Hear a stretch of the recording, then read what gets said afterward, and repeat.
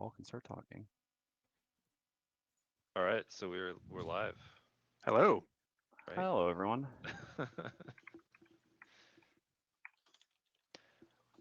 Cool. Yeah. So I'm Isaac Childres, designer of Gloomhaven, and I'm joined by Drew over there and Dennis over there. They're the lead designers on Gloomhaven 2 or Gloomhaven Second Edition. And yeah, we're here today to just play a scenario for you. So this is what? Sorry, crypt. Which crypt? What do we? What This is crypt are Crypt we Basement. crypting? So this Crypt is basement. it's a scenario unlocked by personal quest, a short way into that personal quest. Okay. So Yeah. has a minor spoiler for that, but it's pretty early in the Uh, campaign. yeah. So it's an early scenario in the campaign. That if you have played Gloomhaven 1 before, you should be familiar with how that unlocks and everything. And yeah, we'll just be playing starting characters. I think I've got the Bruiser and somebody. Drew is rolling the Cragheart. Yep, I'm playing the Cragheart. And Dennis on the Spellweaver. So yeah, some of the characters that you didn't see yesterday. And yeah, I guess one headline here is that the Brute is now called the Bruiser. We did do a couple name changes. There's a few more in the locked classes, and that is one of them. So we're going to be calling him the Bruiser now instead of the Brute. But he's still your same happy-go-lucky Inox who likes smashing things and pushing people around.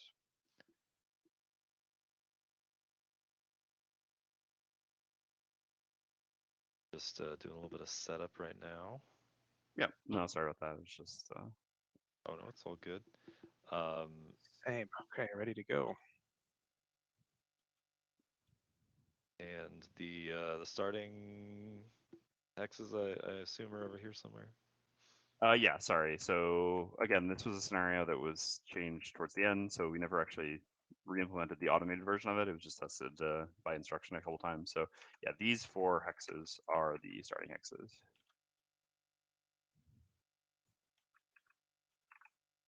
Yeah. So let me just give me 1 second.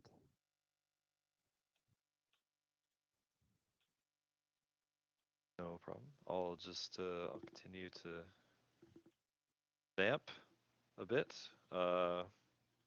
Let's read some chat questions here. No, let's see. 4 concurrent campaigns of Frosthaven going on right now. That does seem like a lot. But yeah, whatever floats your boat. A lot of Frosthaven.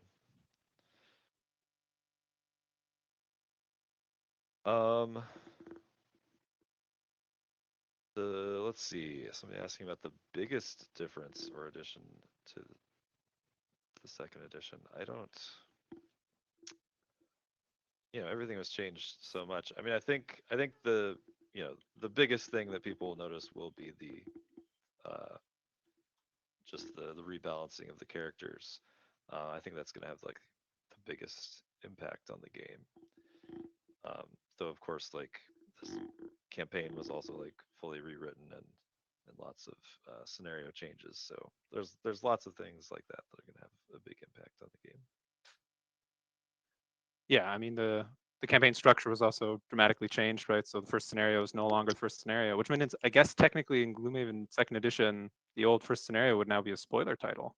Interesting. Anyway, yeah, so the whole structure of the campaign has changed. That scenario is still early on, but is optional, and so forth. And there's yeah, new campaign mechanics and things too, although we won't see much of that today since we're playing level 1 characters in an early scenario. Although some of the starting items, some of the Prosperity 1 items are actually locked behind having a certain amount of reputation with one of the 3 factions. So some of those items actually wouldn't be available to us right now, depending on what early decisions we've been making.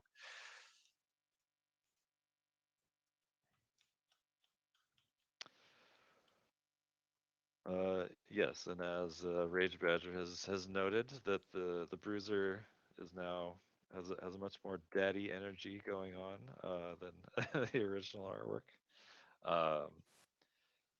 I love it. I mean, I love all the new artwork. Yeah, the Bruiser is a striking fellow in more ways than one.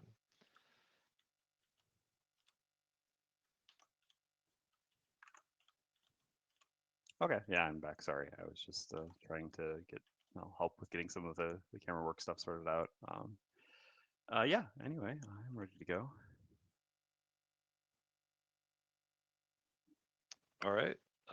Cool. Yeah, let's So you just need to sub lead it in off then, I guess. Pick some cards. one of these cards. What will I cut? Oh yeah, I guess I gotta cut Yeah. cards down too. Forgot about that. Well, I think there's enough shield going on that'll bring Flame Swell. oh yeah, so I should explain the scenario rules. Sorry, since we don't have the book, like I said, since it's not automated. So it's kill all enemies, 4 rooms. There's one special rule, which is you're just terrible characters to deal with this, so this is pretty excellent. Oh no, I guess we're fine because we don't deal it. Yeah. That all figures, so that means all characters, character allies, sorry, character summons and monsters that have poison add +1 to all their attacks.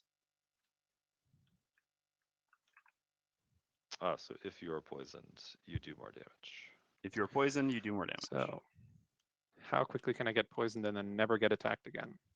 Yeah, I mean the Spellweaver is definitely. Does that mean we do 1 ice armor after all? I don't know. I mean, again, I'm just saying those are the special rules. And so, yeah, I guess I'll use this opportunity to talk a little bit about this, which is basically that in Gloomhaven Second Edition, we still heard the feedback from the first edition of Gloomhaven that people wanted a little more variety in the scenarios, but we still wanted to keep things simple as the baseline game for all the Haven games. So we didn't want to have too many complex scenarios. So you'll see a bit more of these sort of scenarios where you have basically a kill all enemy scenario with a small twist, but not so many really complex scenarios. God, I have no idea what to cut.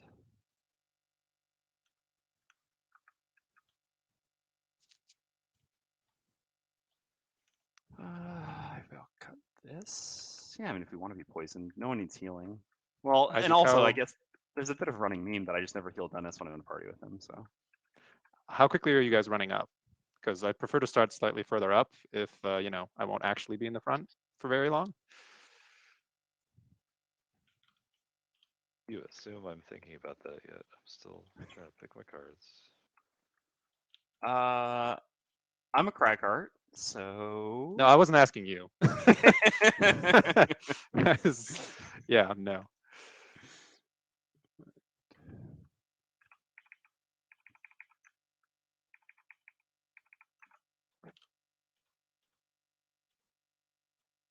All right, so we've got traps that are just immobilize and poison. So it's almost like we want to be stepping into those traps. Yes, yeah, the traps are all immobilized poison, and yeah. All right. Oh, that's brave of you, Dennis. Well, I'm kind of counting on Isaac here. On the other Oh. hand, with the Living Bones Elite, odds are this is a bad plan, but that's why I'm waiting to see what he says. I mean, I don't see a reason to run into that early. I guess a lot of these things might be likely to attack us anyway, even if we are just starting in front here.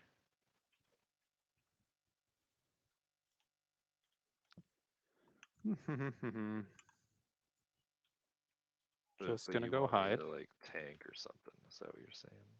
No, I'm just asking. You asked for a shield, so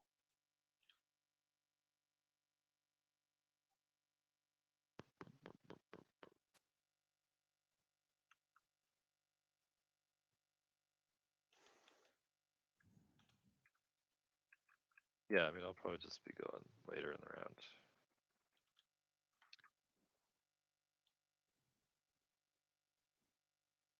round. Yeah, I will also go. Wait. Okay. Yeah, I'll also go later in the round. But I guess that's not good then for Dennis. So I know it's fine. I'm just gonna hang out back here and flame swell and do nothing. That's great. Otherwise, I can. I really can use my one early initiative this early. Ready to go. All right. Well, I'll not overthink it. Yeah, I'll go a little bit earlier then, and I'll try to gum up the works a bit.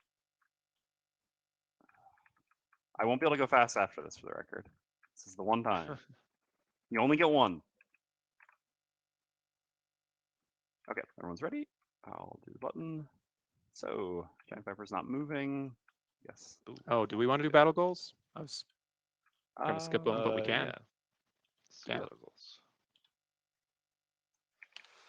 Well, you draw 3 like in Frosthaven. Where are they? Over here. Okay.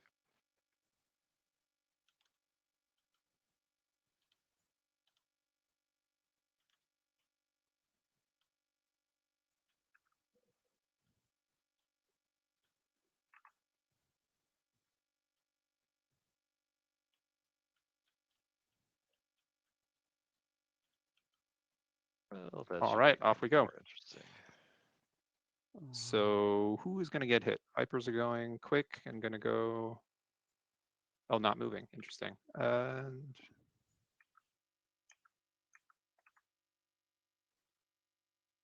so Bones is coming down, hitting both of us. I'll go before the bones, and I'm gonna just block the path. I'll just run up to here and throw down a rock here or something. All right, so I'll give you shield 1, and I will flame swell.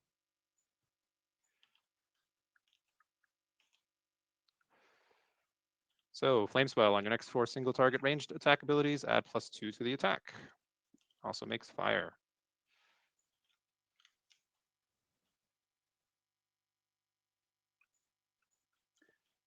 Okay. So the Giant Vipers just attack and shield. They have no move abilities, so they don't move. Then I go. I'll just do the bottom of Unstable Upheaval and the top of Earth and Bulwark. So I have a move 3 and the ability to basically place 2 rocks at range 3. So I think you have a move 4 jump. Well, move 3 jump, but can be move 4 because you have boots. Yeah, it can be move 4. Okay, because yeah, there's no. I mean, there's no real way. I guess the one way that I could save you from using your boots is basically if I just go to here. But now that's not really worth it, I think. All right, so I'll just go here and then place some rocks. So I guess, yeah, I need to put one there so you have a spot to go to. And I don't really have a reason. No, I'll hit someone into something. So yeah, I'll put a rock there as well. Also, this will keep you a little bit safer when you jump in. All right, using the top of Earth and Bulwark, which just creates 2 1-hex obstacle tiles and empty hexes within range 3. And I'm done. So then the Living Spirits go. So Living Spirits are doing move -1, attack -1 with Muddle. So the elite living at range 3, sorry. Like in Frosthaven and Jaws, obviously Gloomhaven 2, all monsters have range on their ability cards rather than innate on the monster sheet. Guess I'd rather him be there. So both these attacks are going into me. So this is an attack 3 and attack 2. And I have 1 shield from Dennis. Isn't that Living Spirit at range 4? Oh, oops, sorry. Nope, forgot to move him up 1 more.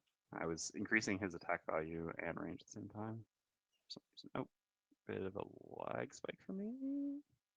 Oh, maybe not. Just didn't register the draw. All right.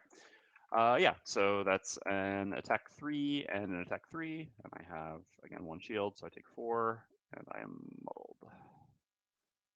Okay. Then the bones go. So the bones attacks at -1 at 25 initiative. So it's going to be an attack 2. +0. So I have 1 shield. I take 1 damage. And the brute's up. The bruiser's up. Yeah, it's called Brute in multiple places in this mod, which is fine. So, Yes. let's see.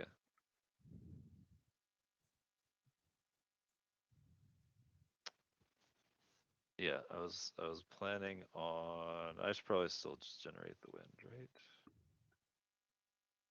That jump 3, using both my jump 3s at the same time. Yeah, Leap and Cleave is not going to be effective, but at least it's not going to be a lost card, so we'll do that. Yeah, I'll use my boots to jump up here.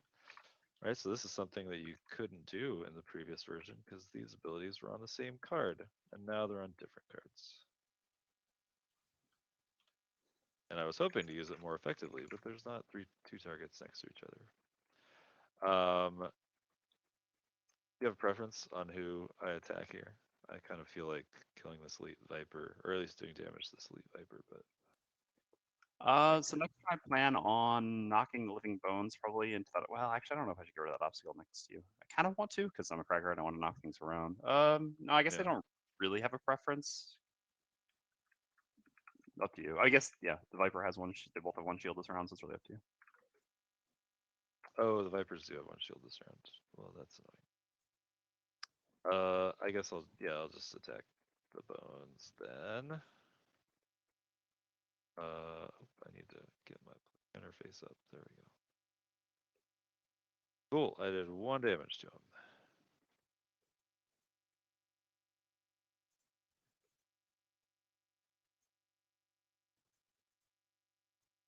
That isn't working. So envelope X, somebody asked about if envelope X has changed. It has been, the envelope X has been removed. Instead, the puzzle that used to start from envelope X is integrated into the town records book. So the town records book is effectively the old town records book plus a puzzle book. And the reward from envelope X is in the box where you'd expect to find it. It is fully in the box, and the entire puzzle is self-contained within the box as well. So no searching the internet for things. It's also fully optional. It's worth noting. Frosthaven, the puzzle book is not totally optional if you want to finish the campaign, whereas in Gloomhaven 2, the puzzle book and town records is technically fully optional. Just unlocks that old main reward and some scenarios and stuff.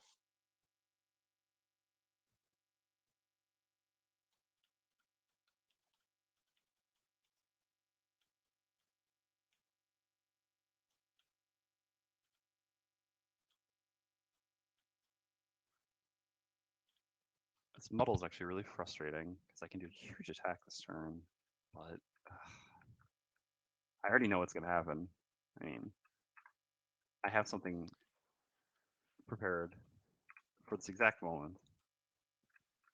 Do I just play 2 losses in 2 turns? Oh, please don't teach the new players in chat bad habits. I mean, I've got Flame Swell up and Fire Orbs is just in my hand, and there's all Well, these enemies, but I already have a bunch of elements to use, so I guess I won't. Yeah, with the envelope X, we're definitely not emailing Isaac anymore. That's the main priority. That was the best decision you've ever made. When I played my campaign, I didn't email you. I bugged you on BGG instead. So Yeah, I used to answer those messages too. Now I don't answer anything. I declared bankruptcy. If you want to message me, just look on my Twitter. It's the pinned tweet on my Twitter. now and for forever. Now and for forever. Yep. all right, I think I'm going to take a turn off and just heal myself then to get rid of this muddle, and then next turn I'll do a really big attack. This way I don't have to waste my healing potion here. 1 second. Oh, No, that's I fine. will track the 1 damage. I wish I had brought a card that I don't have here, but I will just use this instead. Okay, everyone's ready, so Yep. let's run it. All right, Bruiser's up. Bruiser's first. up. Bruiser. All right, what are these guys up to? Not jumping. Viper's not jumping, so that's good. Oh, and he's gonna. That Bones is gonna be hitting me with all his attacks. Oh, Bones is doing the scary thing, huh? Well, give some shield. Oh, no shield. Oh, can you kill it? I can heal you Yeah, next you're turn. not attacking it.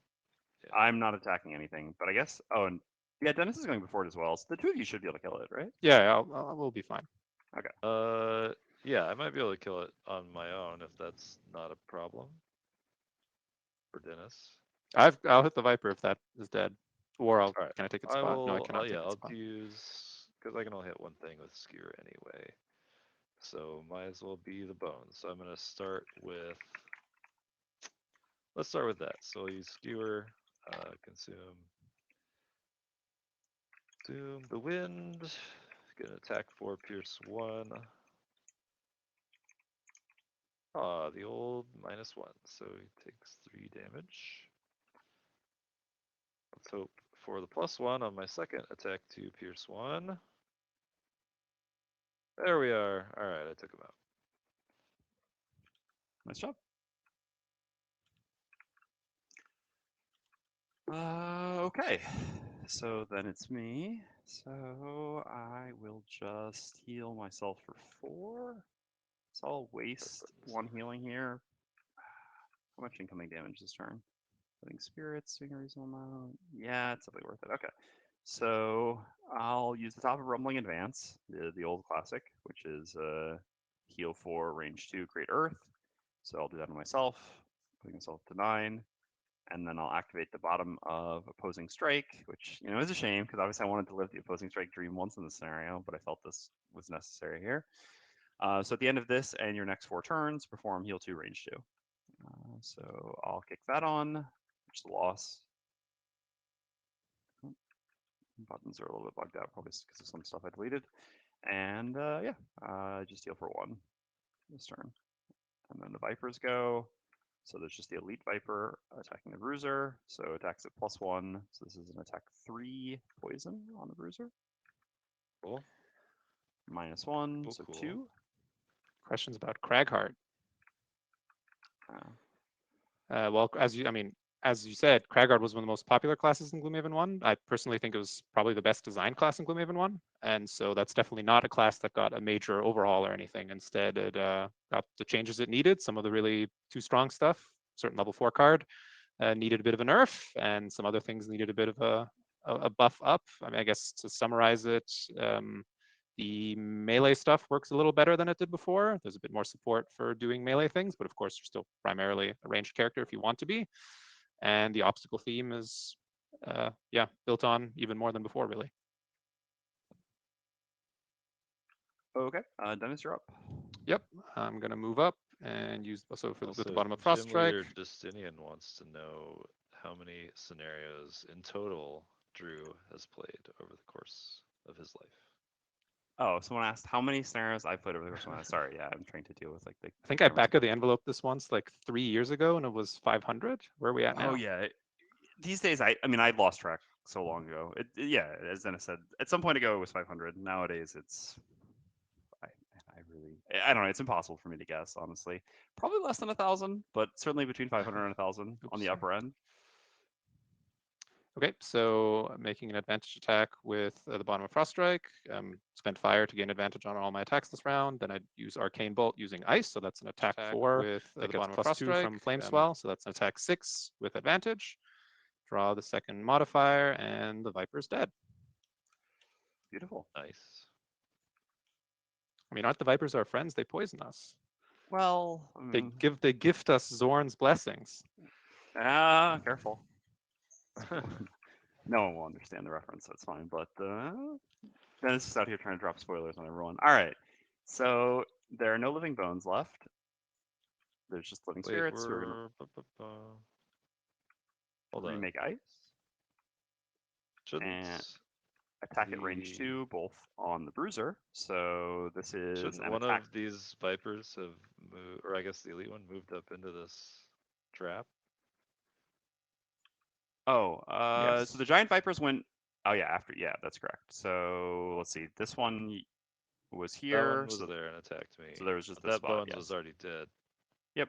So this one had 2 movements. Sorry, and then So this one would have gone there, into the trap. but then this one would have moved. Yep. Been immobilized. And been immobilized. Yeah. And poisoned. Stole our poison. Yep. All right. So now the living spirits both attack the Bruiser. Yeah, this is gonna be fun. Yeah, this is going to be exceptionally painful flips here. So this So is going attack to 4 be and an attack attack 5, 6 of and an course. attack 5. For the record, we are playing on +1 difficulty. Are we? I thought you said What? we aren't. No, yeah, we are. No, Oh, I just okay. asked you if we were playing level 1. I was Wait obviously a going to do +1 second. difficulty as a minimum. Come on now. Oh, I did not realize that. I thought we were Yeah. playing on normal difficulty. Advantage works the same way as in Frosthaven. In general, the Frosthaven rules are the Gloomhaven rules going forward. So unless there are exceptions to that because of new mechanics, generally the Frosthaven rules are the base rule set for Gloomhaven and Gloomhaven, or Gloomhaven 2 and Frosthaven and future Haven games. Okay, so Uh, that was an attack 6. That was an attack 6. And I so then don't there'll like be one more, this. which will be an attack 5. So it's up to Right, you whether. so I gotta lose a card here.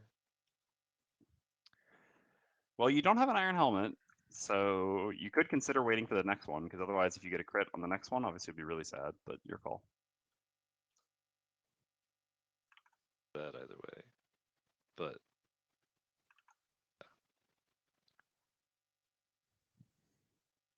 alright, well, yeah, it's fine. I'll lose a card now. Yes, Oh. Gloomhaven 2 is compatible with Frosthaven classes and vice versa. Okay, and then the next flip is also 6 damage. Cool. I'll use my shield. All right, so you're down to 5 3. damage. Again, I'll have a little bit of healing for you at the end of my turn.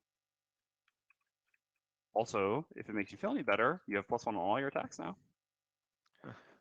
Material, I love the material crafting element in Frosthaven. Is that too big of an overhaul for Gloomhaven 2? So the goal for Gloomhaven 2 was not to just make it Frosthaven, right? So Frosthaven has to have its own identity, and so does Gloomhaven 2. So Gloomhaven 2 has its own unique campaign mechanics that are separate from Frosthaven's campaign mechanics, which means that there are no material resources or herbs, but there is, of course, still gold and some other new stuff, reputation and things.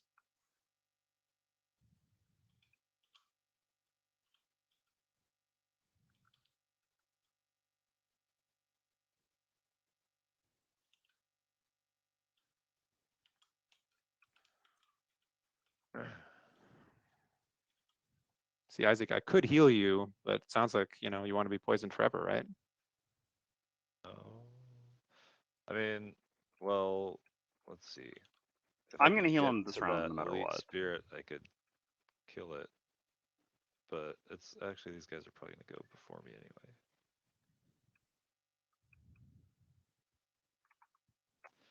If I'd known we were playing on +1 difficulty, I would have chosen an easier battle goal. Oh, sorry. I mean, I guess I could still just swap it, but I feel like this is a desperate enough situation that I should just fire orbs. Sure. Yeah, I mean, Things are looking not great for Isaac right now. Isaac's suddenly in a lot of trouble. On the other hand, there's no good spot for me to stand to do that. So If I move, there is, but yeah, I'm not moving quickly. Well, actually, I will go as fast as I can this round. there's also a free ice. Yeah, It feels like a bit of a non-round if you take the poison off Isaac and then I heal him. We're not really achieving much there. No, agreed. I'll move up here as fast as I can and try to. It's annoying. Well, I may or may not move depending on whether you need the spot. Because if you don't, then I don't have to get hit by the Viper, and I'll muddle. I can attack the Viper while healing Isaac, but of course, timing that perfectly is unlikely. Okay, with well, you needing to go before me, but me needing to go Yeah. after you, and yeah, it's a bit of a tall order. so when should I go? You're like, I'm in danger. Well, you should probably just go as early as you can. to Yeah. avoid dying. Because I mean, if you just run back, we can just have the rock standing next to the other 2 rocks get hit. Yeah, I mean, they won't even notice I'm here. They'll just skip their turns. You want me to run back? Okay, let's sure. Let's see here. Is +1L a popular choice for players? I don't know that it's that popular. We've done polls on it in the past. Obviously, online polls are still going to be skewed towards more advanced players than the average player to some degree. But I don't know. In online polls, I think +1 difficulty is something like 30-ish% of people play. But yeah, I mean, obviously, as mentioned earlier, having played between 500 and 1,000 scenarios, you build up somewhat of an advantage. So you have to compensate a little bit by increasing the difficulty for that. That being said, you can't do anything when your allies decide to jump in and kill themselves. So Should have feel like brought frost this whole armor. thing has been or ice designed armor. just to embarrass me now.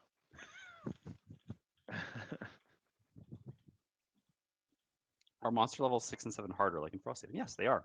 They're a lot harder this time, just like in Frosthaven. All right, here we go. Uh-oh. Oh, what is that card?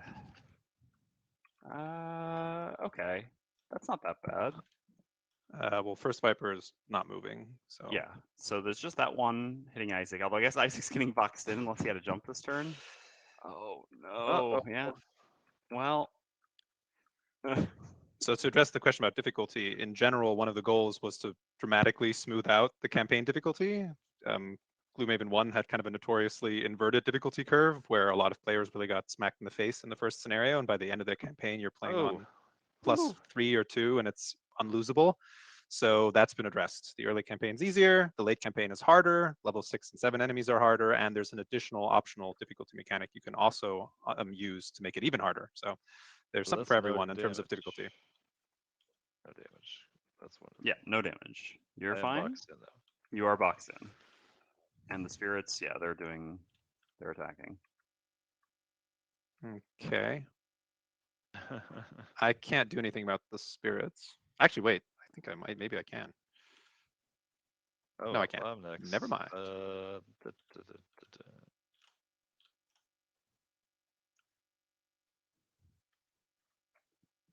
love that this is about to morph into I'm in danger. Oh, I'm going to heal and loot for the round. I mean, well, so like I could potentially, not really. I mean, I was thinking I could like run around in a circle and then kill this spirit, but I can't even really do that well because it would be like 1, 2, 3. I can't even get the fourth movement in Well, but you do have +1 for the poison, so you would just need to avoid hitting a +0. But yeah, it's for a -1. Yeah. or sorry, yeah, you just need to avoid hitting a -1. But yeah, otherwise, I mean, I don't know. I mean, If that's you gonna heal be the full, better than me healing because like healing is just gonna get rid of the poison. What class yeah, revision are you most excited about? I think I'm most excited about the Cthulhu or Squid Face class. I think that one's interesting, and I hope people like it. Dennis and I are both going to heal you anyway, Isaac. So I mean, you're going to get rid of the poison one way or another this round. So it's really just up to you. Okay. And can you heal me from here? Yes. I cannot actually. Then don't go. Yeah, that's true. At that point, you will actually get no healing. Well, I'll take your poison off and waste my element. Yeah, but then the spirits will still be hitting you for 7. Right. Okay. So, I mean, I'm thinking I just attack 5 this Viper then. Yeah, that seems fine. And not heal myself. Or I could use my potion. Yeah, if you use your potion, it's still healing 3 because Dennis is going before me. So you would still, we'll get you back up to 8 then. You'll be taking 7. There's still a high chance of you pitching a card though. You're cool. I think the other class I'm most excited about is Angry Face because Drew has been jokingly saying that that's my favorite class for 6 years now, even though it's my least favorite class in Gloomhaven 1. And now in Gloomhaven 2, it is actually one of my favorite classes. I think it's a lot of fun. Isaac, you'll be fine, actually. I forgot. I'm going to muddle both the spirits. There's no way they'll +1 you. There's no way. Yeah, I'm still going to get rid of my poison. Yeah, you definitely should use the potion, but I'm just saying you can attack safely here. All right. Frosthaven can absolutely be played before Gloomhaven. I mean, it's chronologically after, but you should definitely play Frosthaven and then come back and play Gloomhaven 2 after, if that's what you want to do. Okay, so damage done. So Dennis, you're up. All right, I will heal Isaac for 4 by using ice or earth, but I assume you want the earth. I do want the earth, yeah. And then I will make an attack 1, which is actually an attack 3. So I guess I'll hit the Elite Viper and hopefully we can kill it. Do I want advantage on this attack? I think I do. So I'm going to use my Simple Bow, which is a Prosperity 1 item. Simple Bow to gain advantage on 1 range attack. And make sure this thing is dead. Okay. And you've conveniently set me up to loot 2 coins. I like it. It's almost like you always go slow so you can pick up the coins after we do all the work. A rock has to eat? All right, so I'm going Everyone has to to eat use the except for top of Dirt Savas. Tornado, which is unchanged from Gloomhaven 1, or Gloomhaven First Edition. So I'm doing attack 1, range 2, muddle, consume earth for +1 attack. So I'll be doing attack 2 in a 7 hex AoE. If the That Viper were Viper's there dead, still, so you don't have to muddle me. Yeah. yeah, I would have to muddle Isaac, but I don't anymore. So I'll just hit the 3 enemies here. I'll go right to left. So starting with the Viper. Now there's the -2. So that should deal 1 damage because of the poison. And then the Living Spirit Elite. There. This Ooh. is these are the modifiers I expect to draw. And then a +1 here that actually does 1 damage. Okay. And then all 3 of them are muddled. And I'll just use the bottom of Earth and Clod as a default move 2. Move up and step on these 2 coins, just to protect Isaac. And and then at the end of my turn, I again get to do a heal 2 range 2, which heals Isaac up to 9. Okay. And then the 2 living spirits will make disadvantage attacks on Isaac. So attack 4 and attack 3. So a 4 and a Jeez. 4. Wow. We We should kill those living spirits. We should. Okay. And Isaac's back down to 1. All I right. thought Dennis And said he I was healing also this failed round, my but I didn't battle see it. Mm-hmm. So my What? options are to fire orbs or to fire orbs.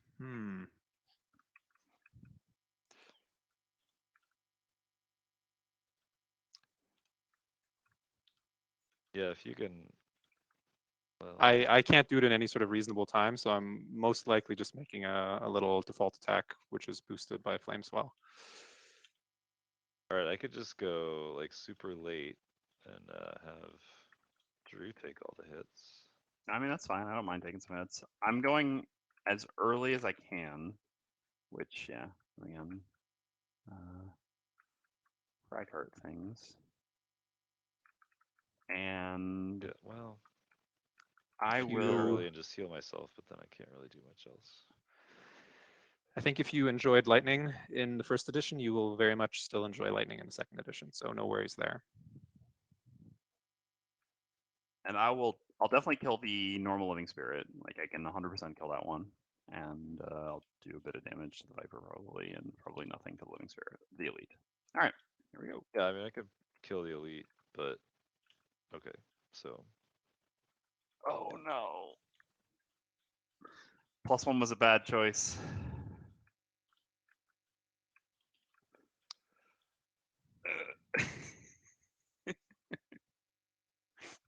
What's a bad choice? Choosing to play on +1 difficulty ended up being pretty punishing here. Oh, because you're gonna get poisoned by. No, it's not the poison that's the issue. The issue is, I mean, that I couldn't beat the 33 from Living Spirits, and the 33 from Living Spirits means that I'm not going to be able to tank for you because they're going to kill you. Oh, target 3. I'm seeing it now. Yes. Yeah. Thankfully, Yeah, it's only a see, 4-room scenario. yeah. No, it's yeah. Well, I mean, that was the one flip that basically I couldn't deal with this round, but I didn't have an initiative to go faster than 33. Unfortunately, 35 was my fastest. So yeah. All right. The giant I should have viper. gone fast and healed myself. Yeah. That's funny. It's just funny that like we're 3 expert Gloomhaven players and we're getting, or at least I guess I'm embarrassing myself. You Well, guys you're are not doing embarrassing fine. yourself. There's not really a lot you could do about this. I mean, it's just this You're is just really bad entertaining luck. the fans. Yeah, I mean, honestly, this is just providing catharsis to everyone who's watching for all the years of oozes they've had to deal with. Okay, so the elite viper the normal viper is going to attack me for 1 with disadvantage. I don't know how I'll ever recover from this. So 0, and I am poisoned. And then yeah, the elite living spirits. So let's see, how much movement does this have? It's -1 movement if I'm not mistaken. So 2 movement, and it is range 3. So it's going Yeah, to I just go. want to defend myself and say that I thought we were playing on difficulty 1 when I jumped up there. And also Drew encouraged me to do it. That's fair. I mean, all these things are true. I don't really blame you for this going this way. The worst news about this is actually, I mean, the good news is they're gonna have disadvantage on you on both their Disadvantage. attacks. He put the rock behind you just so you can't get away. The bad news is that in order for me to kill the normal living spirit now, I would also need to make you lose another card. So I guess I won't be able to do that either. Because, yeah, card Right. things. Well, yeah, 'cause we're talking Um, about 2 cards at this point. Yeah. So the elite living spirit is going to attack around the horn from left to right. So starting with the bruiser with disadvantage. Wouldn't it be you first because you have lower initiative? Oh yeah, I am before Oh no, you. Yeah, I'll you take didn't. me. Oh, I'll take me. okay. Well, yeah, I said the ordering that I was flipping them for, so I'm just gonna go with that. Ultimately, it is what it is. So yeah, a miss on Isaac, and then on me, -1. So that's -1, which is 2, +1 for the poison, so I take 3. And then on Dennis, straight up. So that is 3 to Dennis. So the one time I get hit, it's not a poisoning enemy, huh? Okay. Nope. See how it is. And then the normal spirit, again, -2. left to right. -2. No, I don't think they already drew the -2, so that's not. Yeah, that's so that losing is a still 1 card to damage. 1 damage. Good times, good times. Okay, and then on me, straight up, +0. So that's an attack 2, +1 for the poison, so 3. I'm down to 6, or I'm down to 4. 6 damage taken. And then on Dennis, once again, straight up, 2 damage, putting him down to 1. Wow. This got a lot Yeah, scarier level all of a 2 sudden. living spirits are no joke. Yeah. See, in all fairness, I mean, obviously I didn't actually want you to have to pitch cards like this, but the fact that you didn't immediately recoil in horror when you saw the 33 from Living Spirits means that you haven't played summon classes around Living Spirits enough lately. So am I actually going to fire orbs now, or are you guys going to kill these things? Yeah, I'm well, so gonna try and kill the elite with trample. yeah. So yeah, there's probably not a whole lot of reason, but I don't know what Drew is capable of in this. I feel like I'm being punished for following the advice on the Spellweaver mat.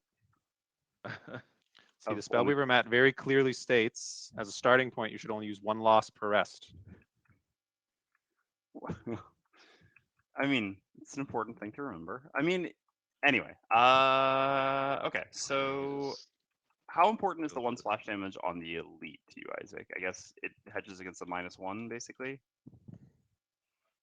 Yeah. Which is probably significant enough to make sure we get this dead while we can. So yeah, I'll take a step back here with the bottom of Crushing Grass just as default move 2. And then I'll use the top of Massive Boulder, which is basically the same as before, except -1 range. So this is now attack 3, range 2, all allies and enemies adjacent to the target suffer 1 damage, and I create Earth. So ideally, I would love to hit the elite in the center to get a guaranteed kill on the normal, but I can't do that without making Isaac basically out of the scenario. So instead, I'll just step back and shoot the normal giant Well, viper. you could take some risk, and we just assume I have to fire orbs if everything goes to hell. But I prefer not to, so I'd rather save it for the next room. Yeah, so I'll hit the normal viper. Draw +1, which is easily enough to kill, but because this is like an attack 6 at this point. So he's dead, and I do 1 splash damage to the elite living spirit. Okay. Bruiser's up. All right. So I can move 2. I might as well get paid for my efforts here. And then yeah, do attack 3, pierce 3 with trample. And there's a -2. Yes. There's the -2. You were just looking for it. I was looking for it. I found it.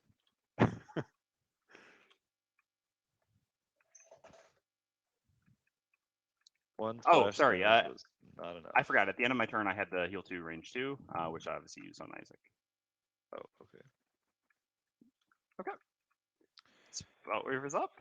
Yeah, I don't think we're desperate enough for me to No. to kill both of these things at once. So 1, 2, 3, 4 with the move 4 jump on the bottom of Reviving Ether. Oh, I really should long rest next round. Yeah, that's probably fine.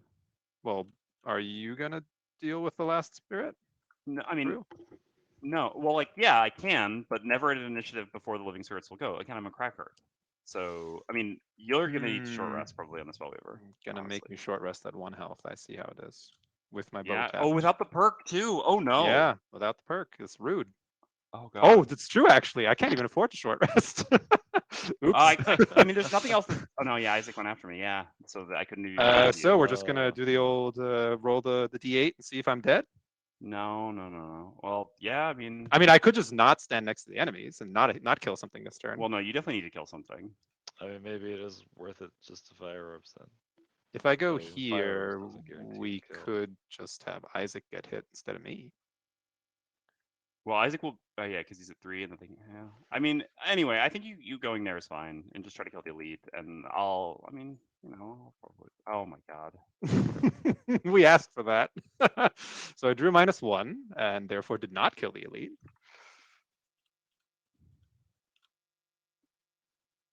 Okay. Well. All right. You two can long rest. I will short rest early. I can gamble if you want.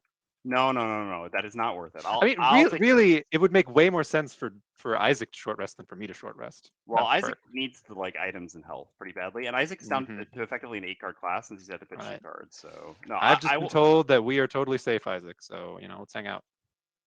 All right. Well, yeah, you are totally safe. This is a great rumbling advance moment if you can get in before the. Yeah, well, the downside of it is that. I mean, I can. The biggest problem with rumbling advance here is basically that I didn't bring any of my other heals because again, when I play in a party with Dennis, I know he'll always heal me, so I don't need to. And so if I use that, but yeah, I mean, I basically don't have a choice. It's pretty much the only way I can do the thing that I want here. Well, I mean, I guess there's one other way, but it would involve dealing 1 damage to Dennis, which is kind of upside, but kind of downside. Yeah. All right. Sure. Well, I mean, you could boulder the normal guy, right? Yeah, I mean, I could, but there's just, I mean, I guess there's not. Well, no, yeah. Then if he hits me even for just a +0, then I have to pitch a card. I'll just kill them. I'll trust that the 2 of you can worry about healing yourselves. Can we move the camera down here for a second? Just pointing out this perk that we were talking about.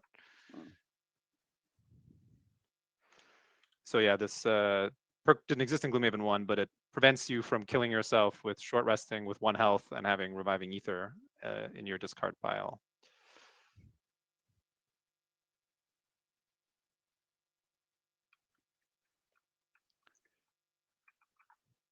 Also, just for the camera, you can mouse over something and hold Alt, and it will zoom something to the full screen. Okay. Cut off the bottom there. No, it's fine. Well, they were actually going to do it again. Yeah, I know, right? Rude. Who designed these monsters? So allow me to simply make a tiny disclaimer, right? Any monster, fair enough. Any monster that is in Frosthaven did not change at all in Gloomhaven 2nd Edition, because obviously we want to keep a big part of this. A big part of bringing Gloomhaven up to the 2nd Edition is bringing it to the level of Frosthaven, right? Isaac talked about that yesterday. And so part of that is cross compatibility. So obviously we don't want monsters to be doing different things in different games. So that means that monsters that are in Frosthaven are the same in Gloomhaven. Living Spirits were in Frosthaven, so we didn't touch them. We didn't design them or develop them at all. They're exactly the same as they were there. Who made this their reshuffle? All right. So you're saying I only have myself to blame, which is fair. Hoisted by your own petard. All right. So I will do it. Sorry, I won't. I mean, I'll do nothing with the top of Unstable Upheaval. I just played this for initiative, as Craig Arts do. And then I'll use the bottom of Rumbling Advance to do a move to all adjacent allies and enemies suffer 1 damage, create Earth. So I'll make Earth and just kill both these living spirits. See, that was easy. I don't know what the big fuss was about these enemies. All right, and then my 2 allies get to take a long rest. Sorry, how many cards did Isaac have to end up pitching? 2? Okay, he said to pitch 2. So I'm down to 7 now. I think we can all agree that Fire Orbs is worth more than 2 brute cards anyway. All right. Oh boy.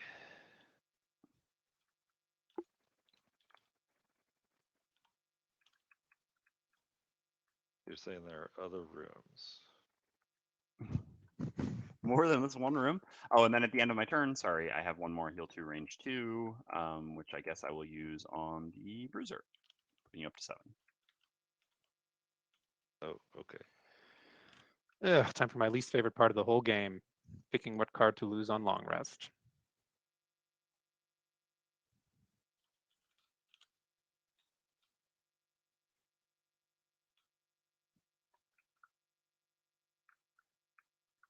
Cards are great.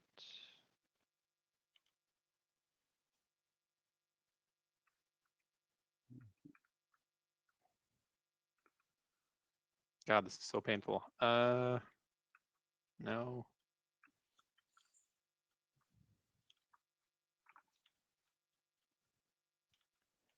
Should I heal or strengthen myself? Probably Your heal. pancakes. Rumbling Advance is the same as before. Is mostly the same as before. The only difference is the initiative. Yeah. So I guess a shame not to have seen the card, but Rumbling Advance is 30 of initiative and then the same top and bottom actions as before. So yeah. So are we opening the door this turn or next turn? I assume next turn. Yeah, I mean, I can only make it. I mean, I could make it to there, but I would have to use a card I don't want to use. So I'm just going to move to between the two of you, and then, yeah, if I can give people ward at the cost of 1 life, basically, assuming I can place an obstacle next to them this round since I have Earth. So currently, I would be able to do that for Dennis, but not for Isaac. So I would need Isaac to have basically gone before me. Conveniently, I'm a Cragheart, so I specialize in going late. Accordingly, as long as Well, Will there be I new was and or probably redesigned not gonna items in go second that edition? fast, but I'm we going can like go. very late. You should, I Yeah, mean, okay. mostly be good as long as you don't go exceptionally late as well. There are a bit over 20 brand new items. There are many more old items with brand new text boxes, so brand new effects, and every other item got changed too, pretty much, or got updated in some way or another. So most items have been changed. Yes. All right, I guess I'm first. Mhm. I'm gonna loot and heal. Okay.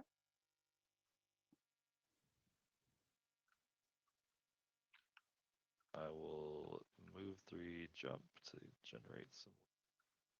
Does that work, or do I Yep, need to be that closer? that works. Okay. That's great. Okay, Spellweaver up next.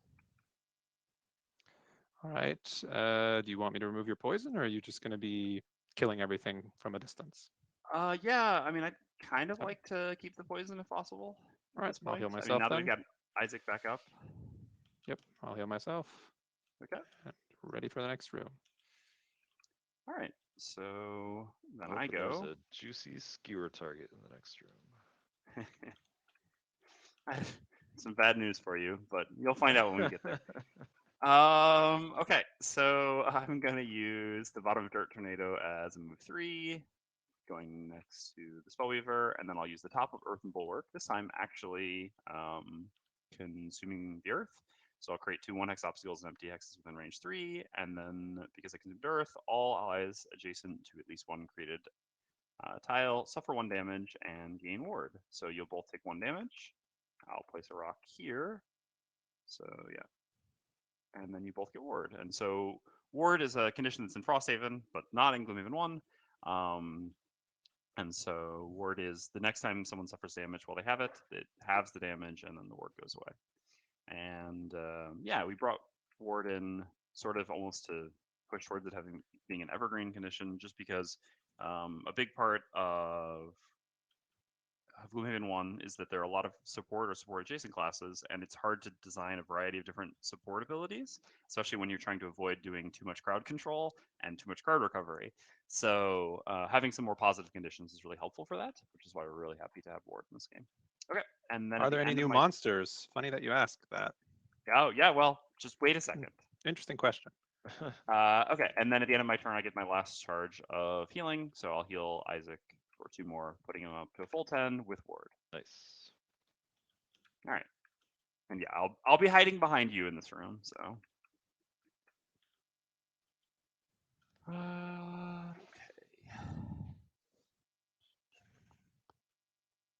That's good. All right. Well, I'm going to be going at Craighard speeds, walking in and throwing a ranged attack. All right. Yeah, ward scales with level and with difficulty quite a bit though. So yes, at level 1, ward is often going to just be 1 damage prevented, but once you're getting hit for 5+ damage, it starts being a little bit more impactful. So one thing that's just very weird for me, which happens whenever I playtest with Drew and Dennis, is that these are scenarios that I've never seen before. I haven't played this scenario before. I didn't design it. I didn't do anything for it. I mean, there was the original version, but so I have absolutely no idea what's in the next room. I guess technically I saw kind of what was set up in the room at the start of the scenario, but I wasn't really paying attention. Gotta have Isaac, one faith. thing, maybe you could move the mic a little bit closer to your mouth. You're Sure. just a little quiet there. Thank you. There, it is now Yep. closer to my mouth. Much better. Okay. Yeah, okay. I gotta figure out. Yeah, I mean, yeah. So you had a minor spoiler, but yeah, that's true. I guess I never thought about how uncanny that must be for you, since you've made almost everything in the game, generally speaking. Or yeah, at least I'm like looking at the scenarios and I'm the one like setting them up and even if it is a guest designer, I'm tweaking it before I actually like play test it usually. So yeah, do I need to open the door? Who's opening the door? I mean, you said you wanted to skewer something. By the time I get in there and fire orbs it, there won't be anything left. So. Okay. Yeah, well I'm realizing I don't really have any good movement cards, so yeah, this was probably a bad plan anyway. Yeah, I'm just deciding whether there's gonna be more living spirits in that room, so I don't want to necessarily spend trample to move. All right. Let's just use this for movement. Okay. All right, here we go. Bruce is up first. Right. So I will use bottom of warding strength as a move 2. And we will open that door and see what there is to see. All right. So normally we do have these scenarios automated for setup for playtesting. It saves everyone a lot of time, but this was one that was changed pretty late, so it wasn't really worth the effort to re-automate it. So I am doing manual setup from a PDF on the side. So forgive me for 1 second. All right, so there's a big juicy chest in the middle of all these pillars and poison traps. And It's a lot of undead. yeah, it's a lot of undead. And And lastly, they're we all have 1 hex apart from each other. I see. Yes. But you're saying if I run into the trap before fire orbsing, that's 3 extra damage right there. It is. It is indeed. That's pretty spicy. All right, so here we finally get to see the new monster in Gloomhaven 2. So Gloomhaven 2 actually features 2 monsters that weren't, or Gloomhaven 2nd edition, the 2 monsters that weren't in the 1st edition of Gloomhaven. One of them is Chaos Demons, which again I would try to push towards just being an evergreen monster. I think Chaos Demons are an excellent design. They're super cool. People love them, and it makes sense to round out the pantheon of demons. And so we brought those from Jaws and Frosthaven, and then we added one all new monster, which is a ranged support undead. So the actual name for this is the Crystal Rot, but the playtest name, because we just put it into the TTS for testing before we'd actually come up with the final name, is Lich. So can we move the camera over to the Lich stat card on the right? And so yeah, so this is actually the art is a really nice job by Dennis. Most people didn't even most of the playtesters didn't even recognize it. This is actually summon art from the Bone Shaper, recolored and flipped. I flipped it. Yeah, but that makes it really hard to recognize. Yeah, to the old Photoshop 180. And anyway, yeah, so this is so it's actually an undead orchid, basically, which is why it's called Crystal Rot. Although, again, here, this is just the placeholder stuff for testing. And yeah, it's a support undead, which basically empowers all nearby undead. It has an innate passive, which gives all nearby living bones, living corpses, and living spirits advantage on all their attacks. So killing it first is usually a pretty high priority if we can get to it. All right. It's always a bit of tension because you want to kill it first because it boosts everything, but it's also often hidden in the back somewhere. So. Okay. So, corpses. Yeah, no monsters were removed. There are two, well, one brand new monster, one returning monster, and there's also one new boss, if I remember correctly. Yes. One that's new correct. boss, and a bunch of bosses, and got completely reworked. So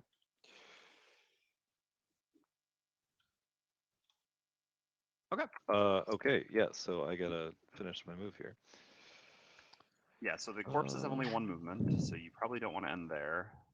Like end Crystal here. Rot is up early. Yeah. I mean, it'd be kind of nice if you could Yeah. draw it closer. Well, I mean, I think my best option is, let's see. I mean, I could use my boots to get to Yeah. there and then kill this bones. Makes sense. So let's do that. So that's gonna be an attack 4. And nope. Okay. Almost. What's it to 1 now? Almost. We take The those. final boss has been completely redesigned and is not just one scenario. Okay. So then the crystal rot is going to go, makes dark, and is just doing nothing special. So this is just a move 3, attack 3, range 3. So it's going to step up to here. We'll keep it off the chest, since of course we will. And it will attack the bruiser, flipping a +0. So bruiser has ward here, so the ward turns the attack 3 into 1 damage. All right, and then I am up on the Cragheart. So I just have the bottom of backup ammunition as a move 3, 1, 2, 3 to here.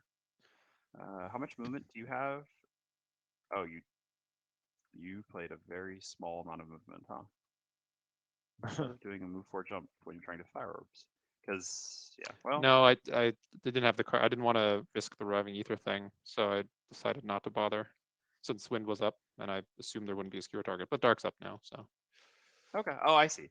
All right. Well, yeah. So You're not anyway, gonna I get kind the of. poison for the extra attack. Right, I but also there's a living corpse right next to that trap. Eh. Oh, I see. And they're going after you. So sure. Isaac Yeah. seems like he's trying to bait you into doing exactly what he did. Just for the record. Yeah. Why How don't did you that work like, finish out? your there won't be stuff, only one Dennis? of us that this happens to on this stream. All right, so I'll just use the top of crater, which is an attack 3, range 3, +1 because I'm poisoned. So I'll just do an attack for targeting the crystal rot. Ooh, Ooh. okay, we take those. All right, that puts it down to 3. I do agree. That chest does look really sus. I haven't played the scenario either, by the way. This version of it. I'm the only one here who actually knows what's in that chest. Uh-huh. Okay, so this one actually only has 2 movement. We'll go. Well, actually, I guess technically this one moves first, which matters because it will only move 1. Yeah, and then this one will move 2, and so then there's just this 1 living bones which attacks the bruiser. So this is an attack 3. A miss. Nice. He has advantage, right? Oh yeah, he does have advantage. Unfortunately. Yeah, I just wanted to tease it, and then yeah. So that is actually 4 damage. Or an attack 4, I guess. You have your shield. But yeah. Yeah. Let's use the shield. Okay. And then the Spellweaver's up. All right. Well, I probably should take this hit for you, right? Or how far are they moving? No, it's not hitting Oh, it's anyone. move -1.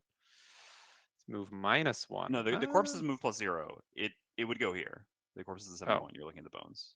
Sorry. Okay, so then I am going to go here and kill this lich or this crystal rot. 2, I need my bow for that. You're Probably not. Yeah, I mean even a -1 kills here, so Yeah. oh, there you go. Get out of here. Oh, so you're not fire orbsing? You're just Nope. arcane bolting. Arcane bolting with the dark. This goes here. This goes here, Alright. and the corpses actually conveniently make me earth. Okay. Sorry. Well, I say that I'm actually not going to use it, but yeah.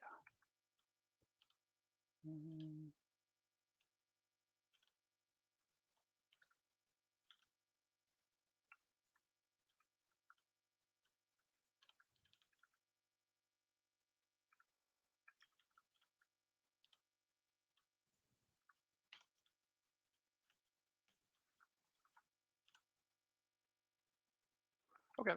So Dennis, I'm gonna drop a rock here to protect us from this, and then probably just attack that corpse.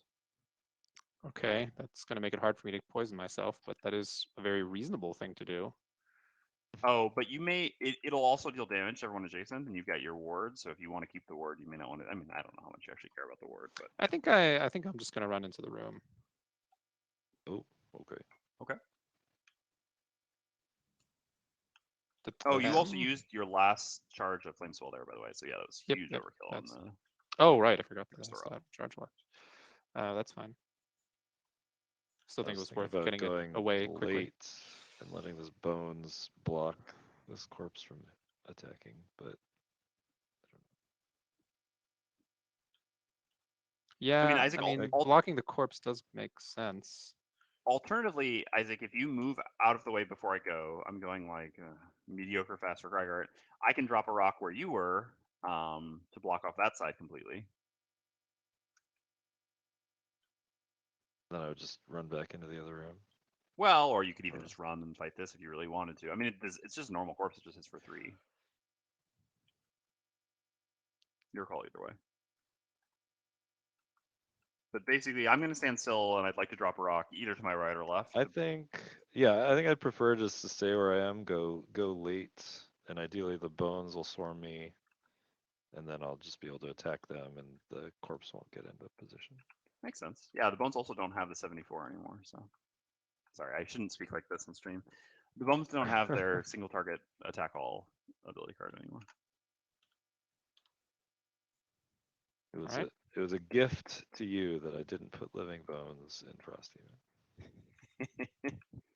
Wait, what? Oh, wait, No, they have it. What do you? No, first of all, living bones are. Oh, I see what you're saying. Yes. Yeah, no, they it. don't have the. They have already played the 74, so they can't do that anymore. Oh yeah, I'm sorry. It was living corpses that aren't in Frosthaven. Living corpses are because not. they're And we corpses. did make some living corpse changes. Because they're cold now. Okay. All right, did that work? Well, the stupid corpses are only going after me. But they're moving -1, in so okay, it doesn't matter. Gloomhaven 2 is chronologically before Frosthaven, so no. So yeah, corpses aren't moving, so yeah, feel free to kill whatever bones you want to kill, because it doesn't matter. Okay. So, Spellbrewery up first. Okay, so is there any value in me hitting the low health one, or do you want me to just hit the other one? Which of the bones should I? I'm happy for the low health one to die before it attacks me. Yeah. Okay. No, it's exactly Then enough. it's dead. So yeah, Themris is using the top of Emberfrost, which is attack 2, range 4. Oh yeah, Great fire. good point. Worth noting, Emberfrost. We went through a lot of iterations on Spellweaver and landed on the iteration where you have access to a single non-loss element at level 1. You have either fire or ice. They're both on the same card, so you can't get them both in the same rest cycle, but you have a non-loss element at level 1. So Emberfrost is your fire/ice card at level 1. Okay. So that kills that, and then you get your bottom. Yep, and then I wasn't sure where we're going with this. Well, since this isn't moving, really I should just jump into that trap, probably. I mean, you got ward, so what's the worst that can happen, right? Well, two boomers could hit me. Yeah, if they get +1 movement. But that's unlikely. I mean, the living the elite one is so close to Isaac. And no, the problem is that this will come get you. This turn already? Yeah. Yeah. So if I go over here, it won't. Yep, there you're safe. I mean, safe is relative. Safe for now. I mean, this is pretty debatable if this is worth doing. Especially because you could use some healing next turn too. I could just. Well, on top of that, I'm also going to block you in there. I know. Yeah, but still, like, both the bones will go after me, and you just gotta escape getting attacked by corpses. Yeah, you just gotta kite some corpses as long as you can move. Isaac's down 2 or 3 cards. Are you saying you don't want me to heal you next turn? Oh no, I mean, I like healing.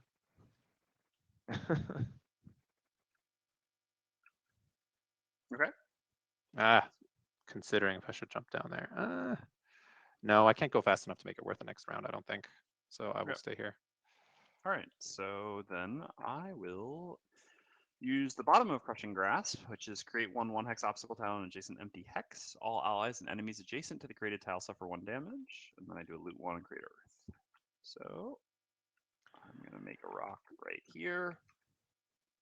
There are still stamina potions. Stamina potion is a Prosperity 1 item, so show that here. It is the same as the Frosthaven stamina potion. During your turn, recover 1 level 1 card from your discard pile.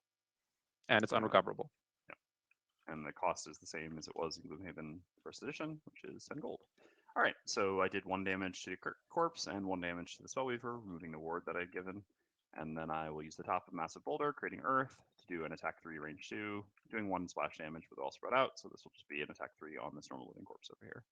All right, 2 damage. Okay, so then the bones go. So this can only move to here and attacks Isaac for 2. So 1. Not bad. And Finally, some good news.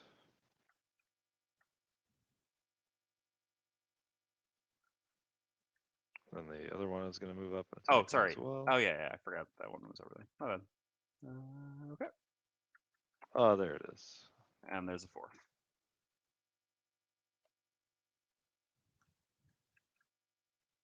Wonderful. Wonderful, wonderful. Hey, you wanted a skewer target. So you have your oh, turn no, now? wait. I'm sorry. I still have to Yep. take my turn. I was like, oh, I'm just going to move on to the next round. So I was going to do an attack 2, pierce 1, and attack 3, pierce 3. Let's see. Let's kill the... Well, let's try to kill the living bones number 3. That's not blocking the corpse. So we'll do the attack 3 first, I guess. Okay. So That's 1. 4 damage, and then, so I'm inevitably going to draw a minus card here. I will attack the same target. Okay. Okay. So he's dead. Okay, and then the corpses do nothing. Will scenario 72 keep its original charm? That one's for you, Drew. Yes, tell us about scenario 72.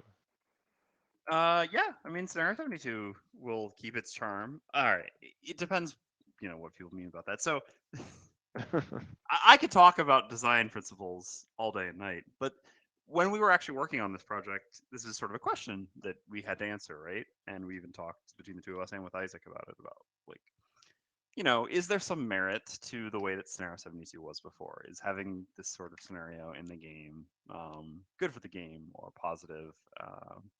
So yeah, I mean, there was a consideration to sort of keeping it not unchanged, but still very, very difficult. In the end, we made a much more reasonable version of it. It is definitely still a challenging scenario for sure. It's not at all close to what it was before, but I will say, well, maybe I shouldn't even. I mean, there are other scenarios to look forward to. Yeah, there are other if you like ways to difficult find a scenarios, challenge. you can find a challenge if you need it. I like you using that quote again. So, am I healing or hitting? Well, the fun thing for me was that when the last time I had to lose a card to negate damage, I had to lose my heal. So yeah, I've got 1 heal card left, and it's not great. Okay, so I'm healing you this round. I kind of feel like I should still use it. Yeah, probably. And then just do some damage to his bones. I can do that. Let's do that. I mean, if we're lucky, you're only going to get hit once here. Or you can get hit 4 times if we're unlucky. Oh, the bones are shuffling their deck. Yeah. Or 3 times, I guess, because that's a normal. Oh no, they're not shuffling their deck. Okay.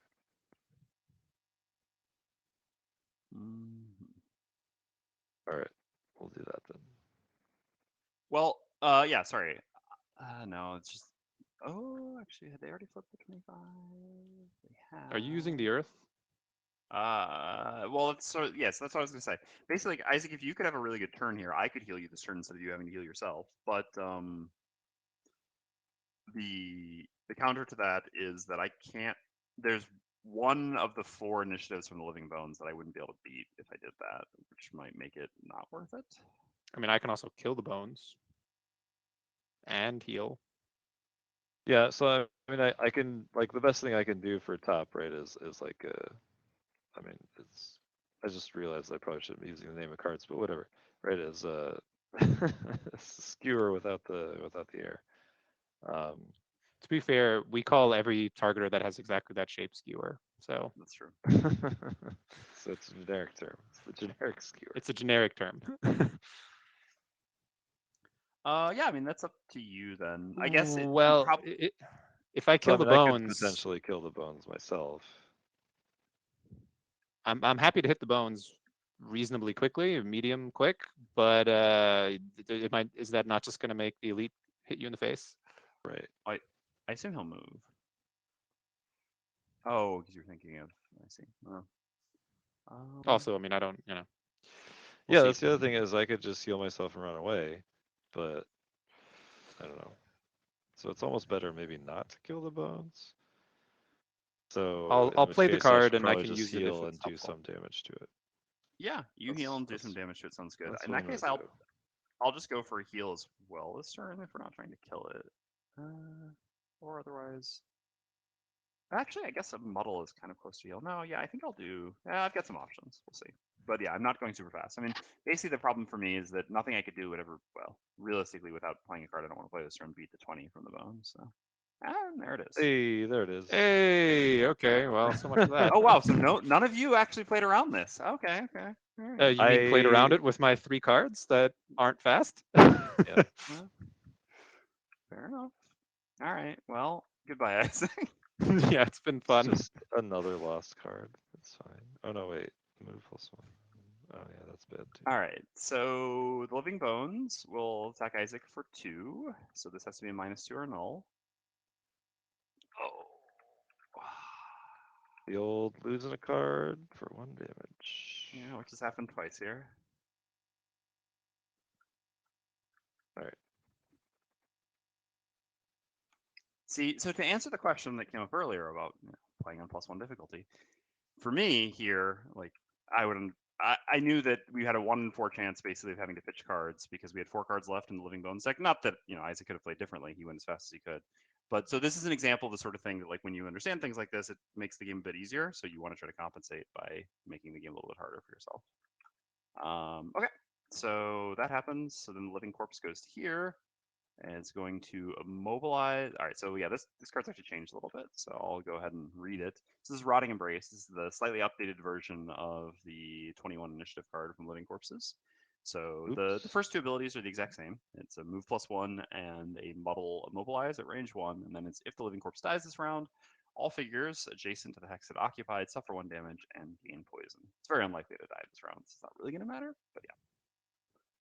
Okay, so Bruiser's up. Wonderful. I will do an attack to pierce 1 on the bones with disadvantage. Cool. Yeah, that was a that was Okay. a big swing. Yeah. +2 and null, So huh? yeah. And Okay. people say muddle is the least impactful condition. And then I will heal myself for 2 and pick up these 2 coins. At least you've got that going for you. At least I have some coins. Okay. So, Spellweaver, you're up. Sure. So I'll heal you for 4 using 8 from the ether top.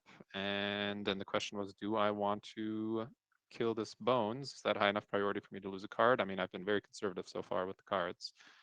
Probably not. I could also hit all 3 of these next turn, and then somebody would have to finish off the bones. Yeah, I'm gonna exhaust before the Spellweaver uses Reviving Ether. Well, yeah, I mean, it is fair for the Spellweaver to consider at this point that, keeping longevity might be important. Yeah, I know, right? Have to do at least 1 room as 2 people. Yeah, I mean, I feel like the threat is kind of pretty low now. So at this point, we don't have to rush it. So that's my turn. Okay.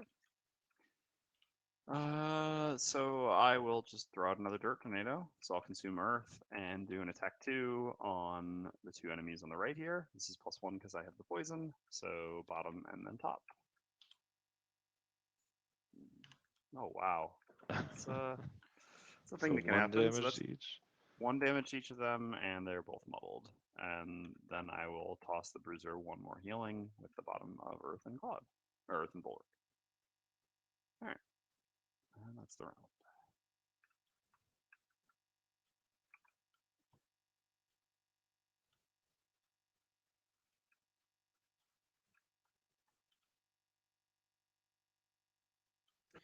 Yeah, I lost Emberfrost there, which is depressing, but I can't re-roll it because Reviving Ether was in the discard pile.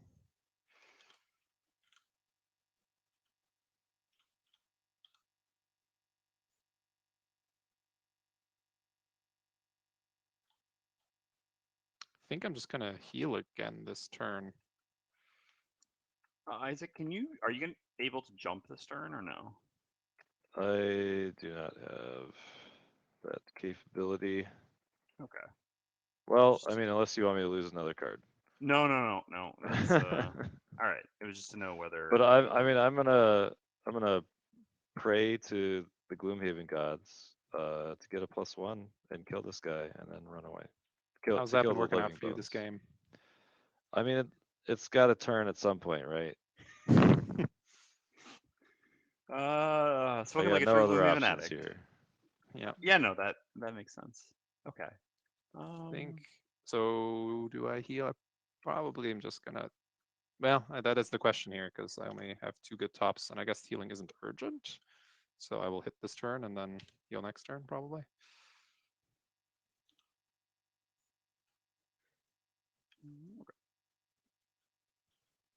Yeah, that's a thing that can happen. I mean, I didn't want to be arrogant and say that the Gloomhaven gods were me, but since somebody in chat said it. Yeah. So the Living Bones goes, gets an additional shield for the round, and heals itself to full. Okay, no. Should have killed it. So then I I'm gotta get up. a +2. Yeah, okay. Well, no, I can put you back to only needing a +1. Oh yeah, there you go. So, well, or I guess it depends how important. I mean, I guess killing it is pretty important. It's so inefficient damage-wise, but maybe it's worth it. Because I could also attack the bones instead of the corpse. I don't know. It's basically like throwing away 2 damage, though. But otherwise, how much movement? Oh yeah, because you need that. I mean, worst case scenario, you can move back, but if you move back, then you basically never make it to another room. All right, sure, whatever. The biggest problem with this is basically that I'll just have to hope to get a +0 or better, and I just know my own luck. But I've drawn 3 negative cards from a modifier deck at this point, so why not? All right, I will use the top of Massive Boulder to attack the normal living bones. So this is an attack 4. Ah, wow, we actually got there. Okay. So that does 2 damage through his 2 shield, 1 splash damage to the living corpse, and 1 splash damage to the brute, and a bruiser. Then I have a move 3, with which I can't do anything. So I will actually step back a little bit so that I don't get hit by this elite living corpse on its turn. All right. All right. All right, so we just need a +0 here. Doing trample again, attack 3, pierce 3, so his shield doesn't matter. Lordy. All right. I mean, it already went. I can kill it. Yeah, but I needed more than move 2. Yeah, now Isaac is a balanced measure. So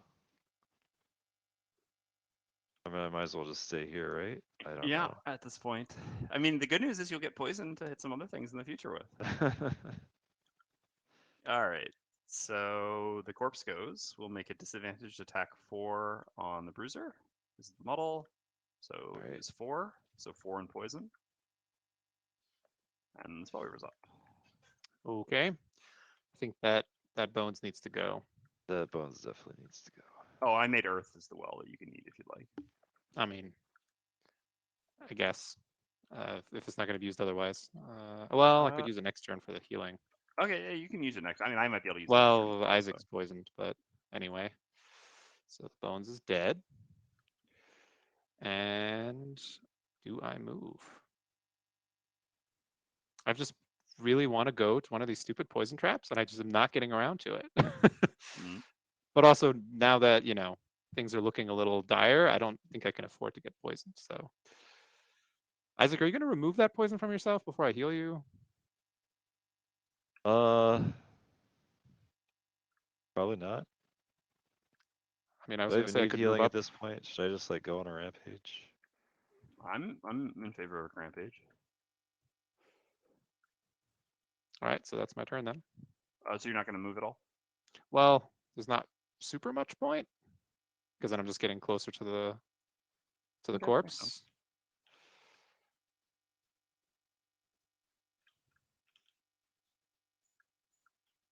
All right, I get a short rest again. Certainly can't afford the long rest, I don't think.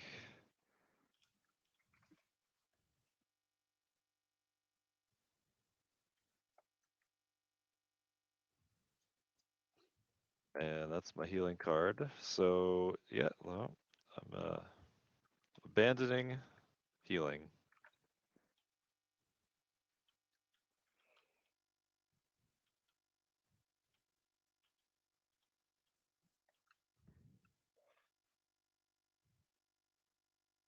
All right, I'm gonna go. Oh, sorry. This living corpse actually should have moved one.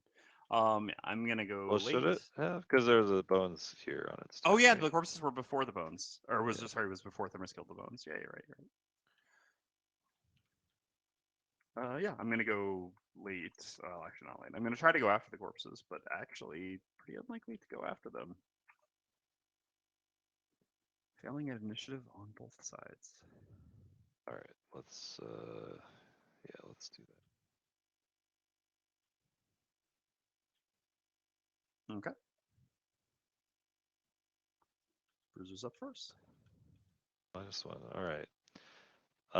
Yes, let's just do an attack 4 on the corpse now that I'm poisoned with trample. I probably should try to get in a good balance measure here at some point, but that's fine. Attack 4. There's the plus So 0 you 4 need. damage. Isaac, why was the brute renamed? I think that's a question for you.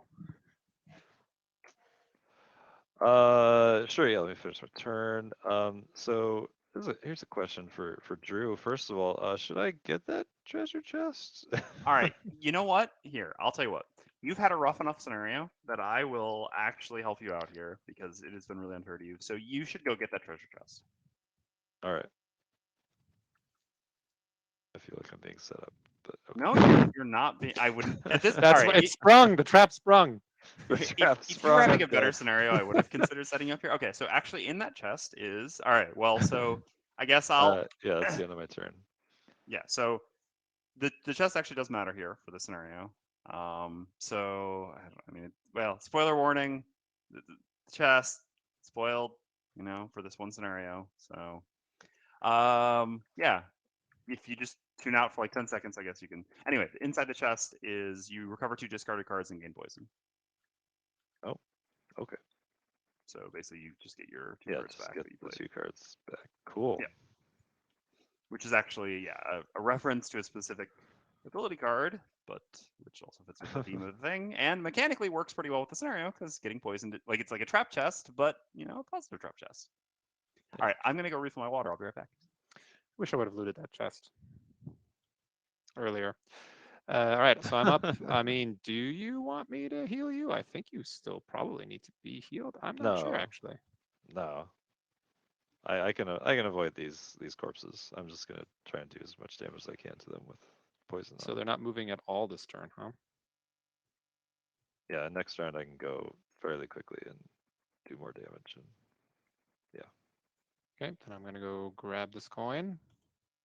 Don't think it's worth me standing next to a corpse here for a +1 attack. So I will not make an attack. So yeah, the bruiser. The term brute just has some negative connotations in the real world. It's often, or not often, but it can be used to kind of just put down specific groups of people as like being like in an othering sense of just like they're not intelligent. They're just there for their manual or their physical traits. Um, and yeah, I just felt it was better to kind of elevate the poor bruiser a little more. So he's not just a big dumb guy. He's there to bruise people, but he's got other things going for him too. I don't know. Drew, did you want me to remove your poison or not? No, I don't need you to remove my poison. Thank you. Okay. I've embraced the poison. You've embraced Zorn. Yes. Okay. So I will use the bottom of Crushing Grasp as a default move 2. Going to here. Do the two of you have a preference for which of these two I attack? I guess this one's a bit further from the next room, so maybe Isaac, you prefer me to finish him off. Is the other one going to be easier, or I don't know. I'm not sure I have a preference. Okay. Sure, yeah, go the elite. Sure. So you did not use the earth in the end? I mean, I didn't need it. Okay. So yeah, then technically I would use it here for 2 experience and a push. So you never know if the push matters. So yeah, I'll hit the elite corpse for an attack 4, push 2 at range 3 with the top of crater. This action is completely unchanged from Gloomhaven 1. So this is 3 damage. 1, 2, 3, and push him to here. I think could put here. I don't know. It changes much, and I'm done. And then the corpses go. No, actually, I would rather him. Yeah.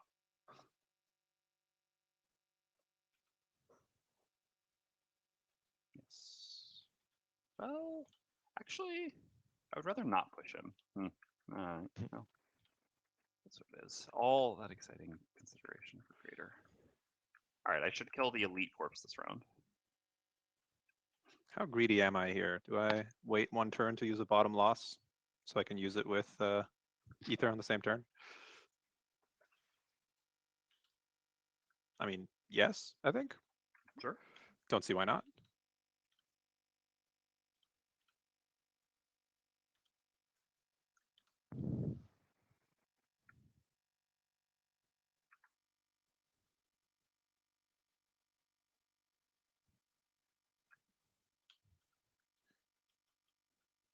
Okay. Here we go. Who's up first? Right. Move +1. Okay. Interesting. All right. So you're saying you're gonna kill the elite? You don't need any help with that? I should kill the elite. I mean, well, let's see. So yeah, I'm gonna do an attack 4 on something. Yeah, probably. I mean, I killed the elite even on a -1 is basically the best way to put it. And I've drawn 4 -1 or 3 -1s and a -2 already. So Sure. All right. I'll do attack 4 on the normal then, with my spare dagger. Same ability as before. So 5 Have we shown off damage. the bruiser art yet? If Not in any like full context, just in here. yeah, there we go. Oh, Or it might be floating around in various press releases or something. I don't know. Man, I love like bringing things down to 1 hit point. It's yeah. the best. it's great. You know, it really motivates me to use my big losses to kill things. All right. So these corpses are moving to just. Well, I mean, I can move to. Yep. But Well, the left one's gonna die before its turn, so it's really just the elite. So ideally, both these guys are gonna die. I don't have to worry about damaging them anymore. Yeah, that seems fair. Yeah, exactly. You definitely. So I head down. Yep. Okay. All right. Spellweaver, you're up next. Okay. Do I kill the weak one or? Yeah. I killed the elite on anything except the -2, or no, yeah, anything we're gonna miss. I've already drawn the -2. All right, so he's dead. Now there's the real moment of truth. Do I poison myself here? Since I can then long rest anyway. Oh, then I lose the poison, so that doesn't Yeah, work. Well, heal and long rest is optional. True, heal and long rest is yeah. optional. See, I just don't know how scary the next 2 rooms are, but I feel like we're not going to win by me tanking hits, right? So, Yeah. you know, Zorn all's is well love. that flames well. Which room did you Or want to go is to low. first? I would assume Isaac will have us go here because he's closer to that, and we I mean, I guess basically I'm we should try equally play close one to more. both. It's fine. And this keeps the immobilized trap out of your slow plotting. I can go For either sure. way, and we're probably not opening the door next turn, right? Since, well, I don't know where you're gonna end up, Drew. I'm gonna be here. Yeah. Yeah, so I will move there with the bottom of Rumbling Advance. Create. If I'm totally honest, it would be more convenient for me if you don't kill that corpse. If you like have it come down towards us, slightly better for me, but not a big deal if that doesn't work out. Well, then I would die. You can't get Yeah. past it and not get hit. No, Okay, I haven't moved. Then to. never mind. All right, so then I will use the top of Heaving Swing, which is also unchanged from the Gloomhaven 1 version. So this is an attack 3, push 1. Yes, scenario 3 has been reworked significantly. Don't worry about that. Oh man, I don't even get to knock him into a stone pillar because this is actually an attack 5 in the end. It's also not scenario 3 anymore. But yes, it's been changed. All right. Oh yes, so somebody's asking about scenario 3. So that's been majorly changed, right? The whole lack of agency and murdering a bunch of Inox. The old scenario 3. Yeah. Yeah, I think Drew talked about that a little bit on the stream yesterday too, where we really want to make sure players have agency in their choices, and it's not just stuff thrust upon them. Yep. Zorn references? What? What? All right. So I can short rest. I probably should because Isaac's turns matter a lot more than mine at this point. This is the second short rest I've done where I've had unstable upheaval first. It's really rough. Just hemorrhaging life to short rests. I don't know. I got 4 cards here, so I mean I've got 3 more turns. Yep. So it's not. I don't know. I'm not gonna last much longer either way. So. Well, I'm long resting because I'm immobilized. I mean, so I could open this door. I don't really have a good movement card. I could get onto the door. Zane is actually Zorn this whole time. That makes sense. Think about it. Think about it. That being said, I expect big things from Zane in the future. Mm-hmm. Okay, well I'll just move down then. So I've got this big heal, but everyone wants to keep their poison, huh? We've all become Zorn lovers. Well, I mean, I could. I don't know. I could have a heal. This Has turn. personal quest retirement's pacing been changed? Yes. Every single personal quest that had 2 variable of a retirement length has been removed or changed so that there should be no more personal quests that take forever or end in one scenario. Yeah, I mean, talking a little bit about the whole design development process, this is actually one of the things that initially we had sort of taken a lighter touch on, and thanks to our campaign testers, we got a lot of feedback about some really rough experiences still, even with ones we thought, well, it'll average out okay, even at pretty small sample size, it did not always. So we were like, all right, well, no more of that. We're gonna rework those as well. And so yeah, at this point, we were looking at something where you should generally have a much more consistent time to retirement, no matter what. To answer your question, sorry. Go ahead. No. To answer your question, Isaac, yes, I can heal you this round if you want. I can Yeah. both remove the poison and give you a big heal. Okay. Well, yeah. Let's do that then. So then I'll try to do some more tanking before I die. Then that'll work. And so then so then I would want to long rest next round. That's fine. I won't be very close, so I don't mind another turn of moving up. Okay. I mean, we're not really making a lot of use of Isaac's last couple turns there. Well, I mean, no, I can't really do anything this turn anyway. Yeah. Without like playing a loss or something. So yeah, I'll just kind of dink around this turn, do a long rest next turn, and then I'll ideally have 2 good turns after that. Okay. So the only important thing for me then is you just don't go super fast this round. Yeah. So I'll use the bottom of Earthen Bulwark plus my weathered boots. So weathered boots are you all know these. Well, many of you will know these from Jaws. These are the exact Jaws item, which is just the +1 movement rather than +2 from the boots of striding. Sure, love some boots of striding right now. God, why do we get rid of those? Crackart feels so much worse without them. All right, so Doesn't I'll it do a only move. move 3? Oh yeah, Only but move. then it's a range 2 heal. Yep. Okay. I see. And then I have a heal 1, range 2 to heal the poison off of Isaac. And then I'll use the top of Rumbling Advance for a heal 4, range 2, creating Earth to heal Isaac up to 7. Nice. And you're up. Yeah, that's worth getting rid of the poison. Are we going for the bottom door? I mean, I've moved 2, so I can do whatever. Either door is fine for me. I guess if we're kind of gonna want to kill really high tempo in the next room, and so the bottom room being like more open is going to be easier for us to spend your time faster, if that makes sense. Okay. Do we want to keep I'll our swing there poisons? then. So Isaac's about to die, and I decided that I'm not going to be tanking enough hits as a spellweaver to merit not taking the poison. So we're just going to be 2 ranged poison people who are totally going to survive. It's going to be great. Yeah, since someone asked if you weren't here for the beginning, there's a special rule for this entire scenario, which is anything, monster, summon, or character that is poisoned has +1 on all their attacks. That's the whole twist for the scenario. All right, so then you get your long rest on the spellweaver. Yep, I forego my heal and I lost a card. Okay.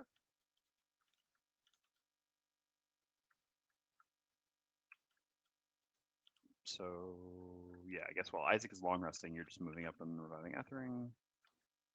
That's the plan. I will just basically play cards that I don't really care about this round. I want to use that in the next round.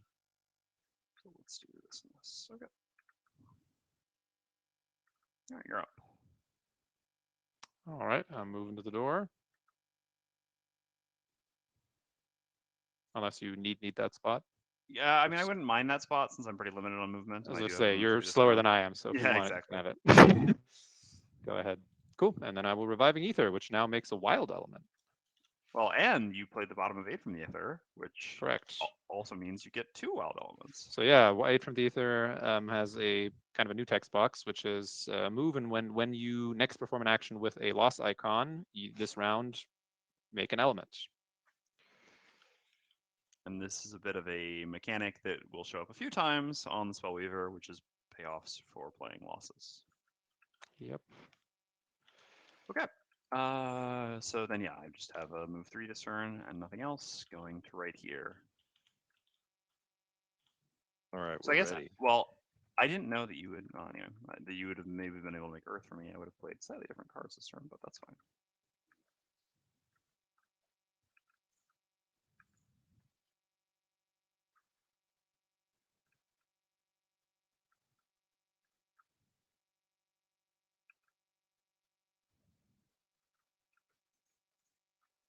So which 2 elements did you make, by the way? Are we making fire and ice, of course? Okay. Unless you want earth. No, I'm good. Like I said, if I'd known, I would have kept Dirt Tornado and used it this round, but unfortunately, I played it last turn.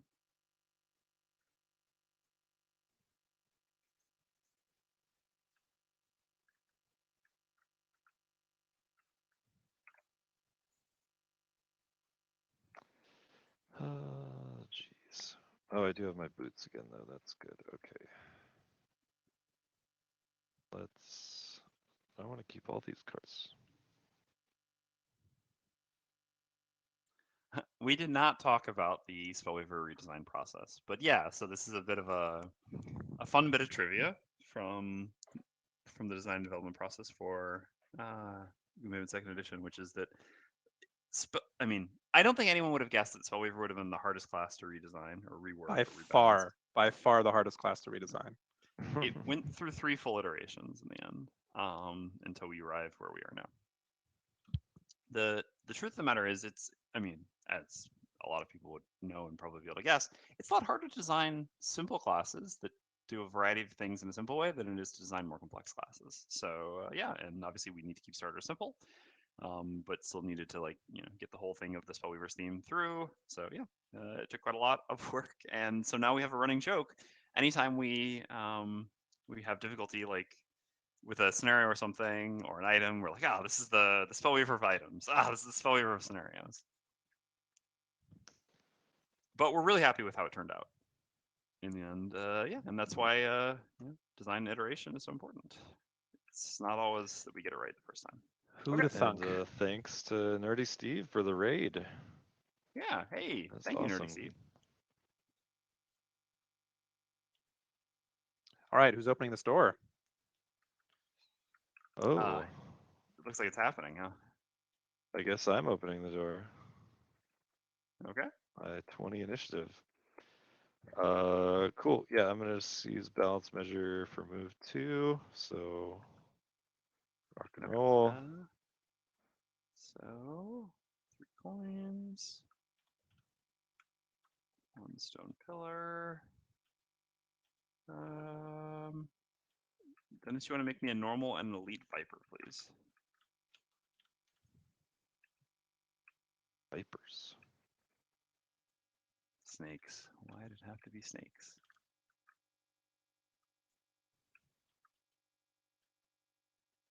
What is going on here? Ugh, sorry. Trying to get rid of the tag, but it's giving me a hard time. There you go. No worries. All right. All right, so we have a lich, living, or Crystal rot. crystal rot, a living corpse, and a viper. Okay. Okay, and let's see. I heard you were going to tank everything, and I can just run in fire orbs this turn. Some attacks there. Possibly. What do they do? I mean, I'm poisoned. I can't afford to get hit. I couldn't avoid getting poisoned earlier. So. Oops. Oh no, That's not the thing that I want to immobilize flip. is real bad. No, then I just need this. There we go. Wait, are there living spirits? I don't There are see not any living spirits. Yeah, Okay. that was just a misclick. I was trying to click for the crystal rod. So yeah, that one is just ignore. So we've got multi-hit from the Viper, no attack from the corpse, and the crystal rod is doing an AoE attack 2 and making dark. The corpse is attacking. Oh, the corpse. Oh, because there's no earth. Although I would normally consume make earth attack 0. I'm sorry, I'm reading the Yep. text version and it's hard. But it's true that I do really need to make earth this round, so actually that's a bit of a disaster. I mean, I guess I'll just do a default attack probably because it's not worth giving the corpse an attack 4. Attack 4 with advantage. Oh. All right. How? Wait, so you're saying I can't go in either? Oh,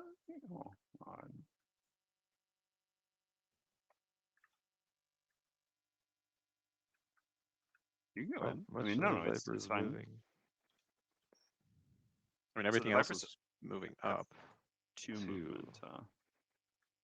Yeah, that's real bad. Okay. Well, could just step back.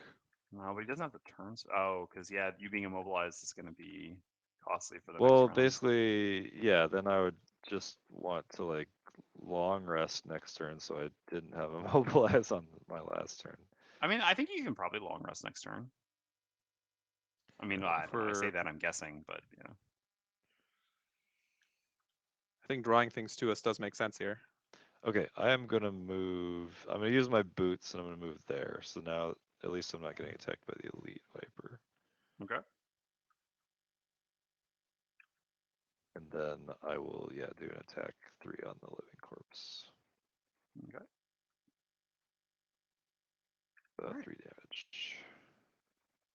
Okay, so the elite viper will go to here. The normal viper will go to here. So these are going to be attack 0 and then attack 1. So the attack 0 is 1 to the bruiser, and then an attack 1 is also 1. So 1 and 1 to the bruiser, and immobilize and poison. Okay, then the crystal rod's going to go. So the crystal rod makes attack 2 in a 3-hex AoE targeter. This is just going to hit the bruiser here, plus 1 from the poison. Wait, oh, no, sorry, this is a normal crystal attack rod. Yeah, twice. normal. Sorry, what'd you say? Why did you do 2 attacks on me? Because the viper attacks twice, right? Oh, it moves, attacks. I'm sorry. Yep. Yes. Yeah, the summary cards are hard to read. I agree. I prefer to Yeah, just I don't. scroll over and look at the actual card. Yep. Yeah. Okay, so yeah, now the Crystal Rot does the Shadow Bolt on the Bruiser. Sorry, this is a normal Crystal Rot, so it's actually just a base attack 2, -1, but +1 from poison and the ability card, so 2. And a miss. Hey, look at that. All right, so Spellweaver's up. Spellweaver's up. Okay, so I mean, I guess I'm not afraid of the corpse anymore, so I'm gonna go and fire orbs.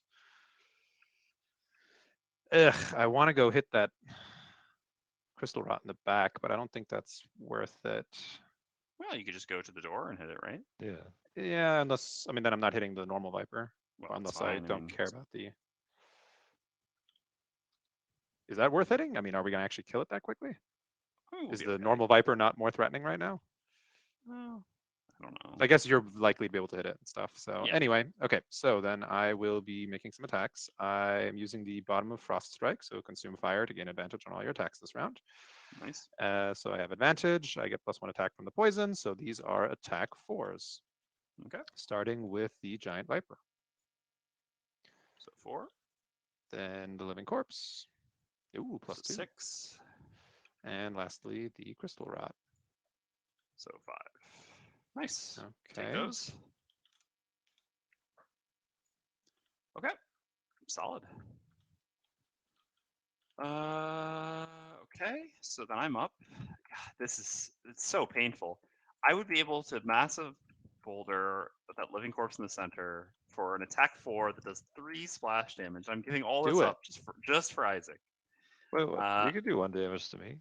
No, That's it's not fine. 1 damage to you is the problem because the corpse consumes earth to make the attack +0. Oh, yes, I see. It Yes, would I see. basically be killing you, so it'll be fine. All right, so I will just instead just move here with either bottom of action. Basically, I'm just doing move 3 or move 4. It doesn't matter. I'll just go there, and then I'll use one of my cards as a default top action, which is just a base attack 2 +1 from my poison, so attack 3. Perfect. Oh yeah, sorry, on the elite. Since it had 3 health, that's what I was expecting to attack. All right. And then the corpse will not move, not attack, and its last ability is if a move ability was performed, it suffers 1 damage, but it did not move, so it does not suffer damage. Okay.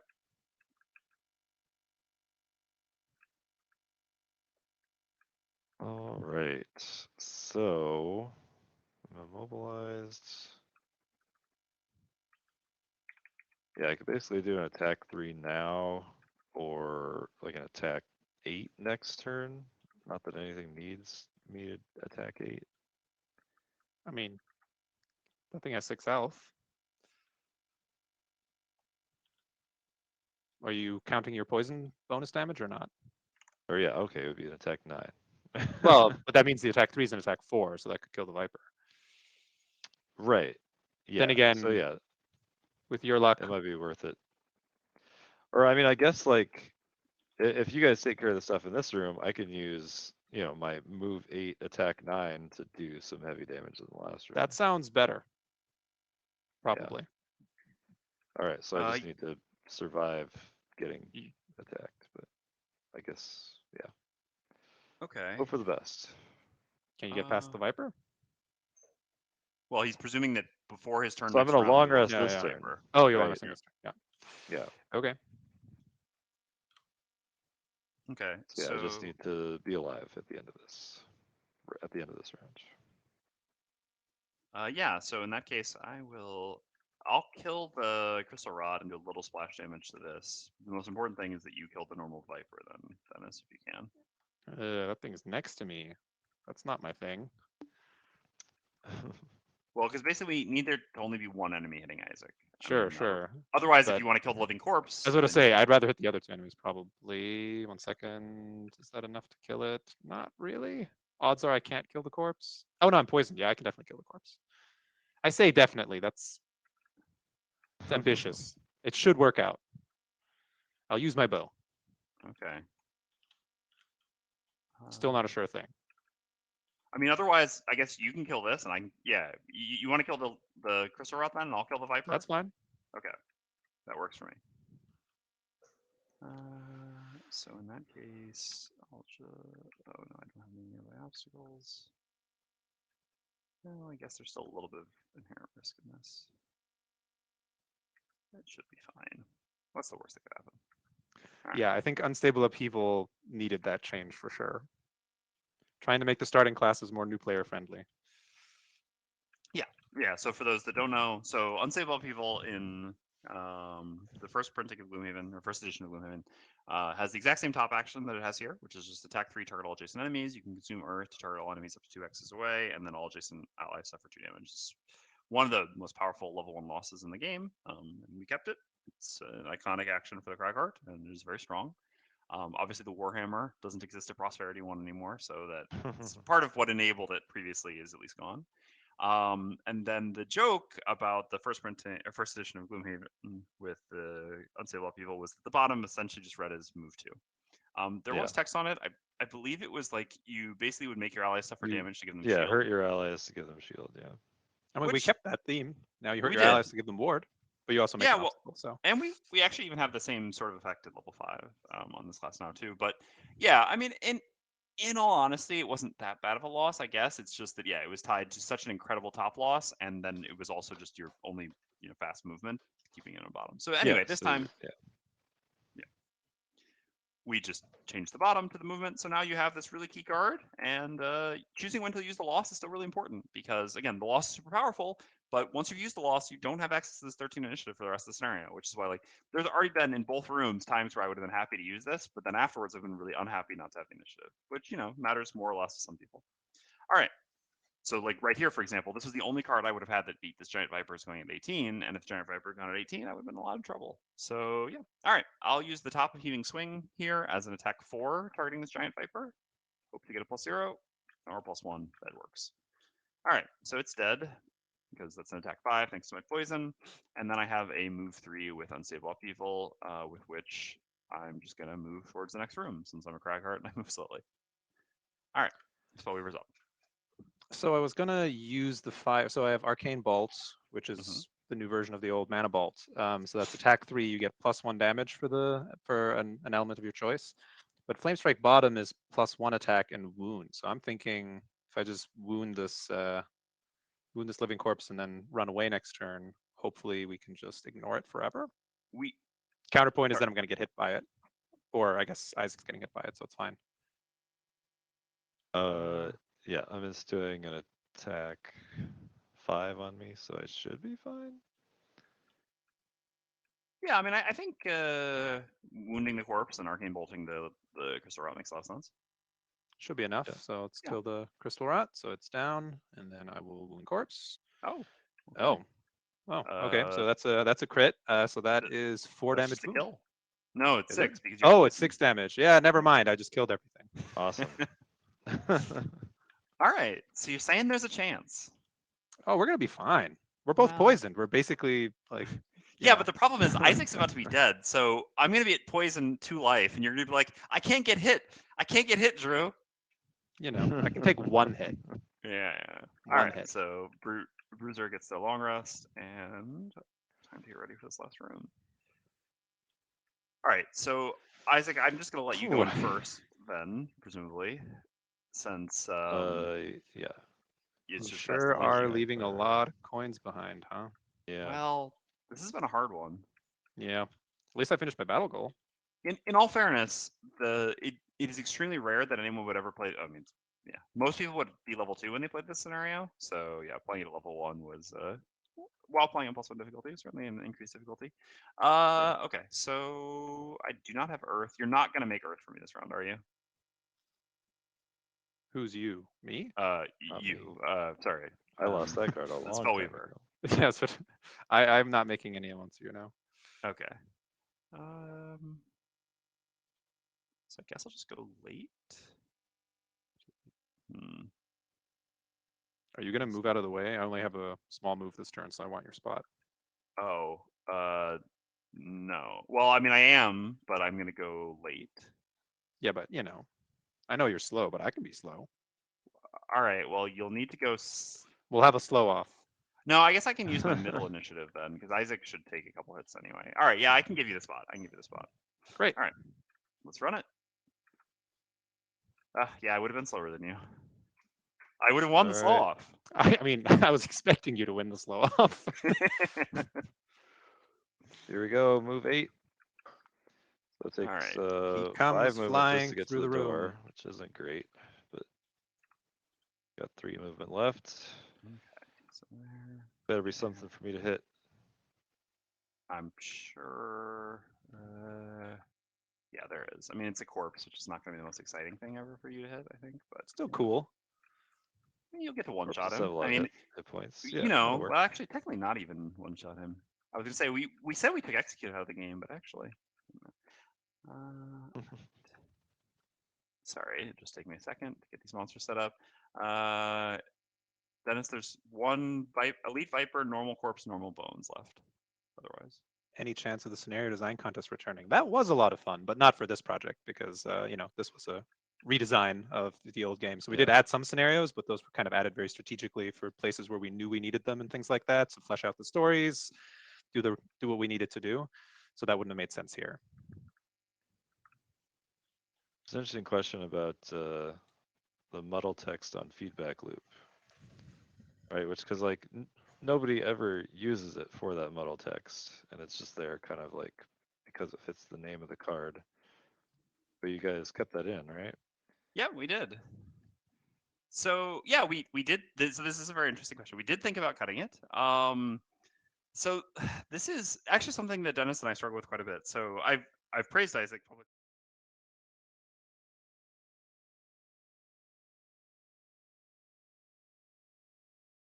I mean, obviously that doesn't mean that we don't do thematic designs, and I think there are some really good ones in Gloomhaven 2, even of our own creation. But so there's a like on the one hand, it's a starting class, so yeah, you want to cut complexity when you can. I agree. The mechanical significance of that matters maybe like 5% of the time, whereas it's a lot of text. That being said, it is also the most complex starter. Like we have complexity ratings now. It's the only 3. All the others are 1s and 2s. So, 5 out of the 6 people, I mean, 5 other people can play simpler classes than this. And yeah, it's just we were afraid sometimes of cutting away too many of these things that we'd be like, okay, this is frivolous, it can go, because how much of things like this matter to like keeping the thematic identity and sort of like the uniqueness and the charm of these Gloomhaven 1 classes.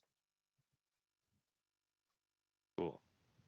So we kept it for this reason. I didn't draw my miss, but I drew my -2, so I did 7 damage to that guy. Okay. We take those.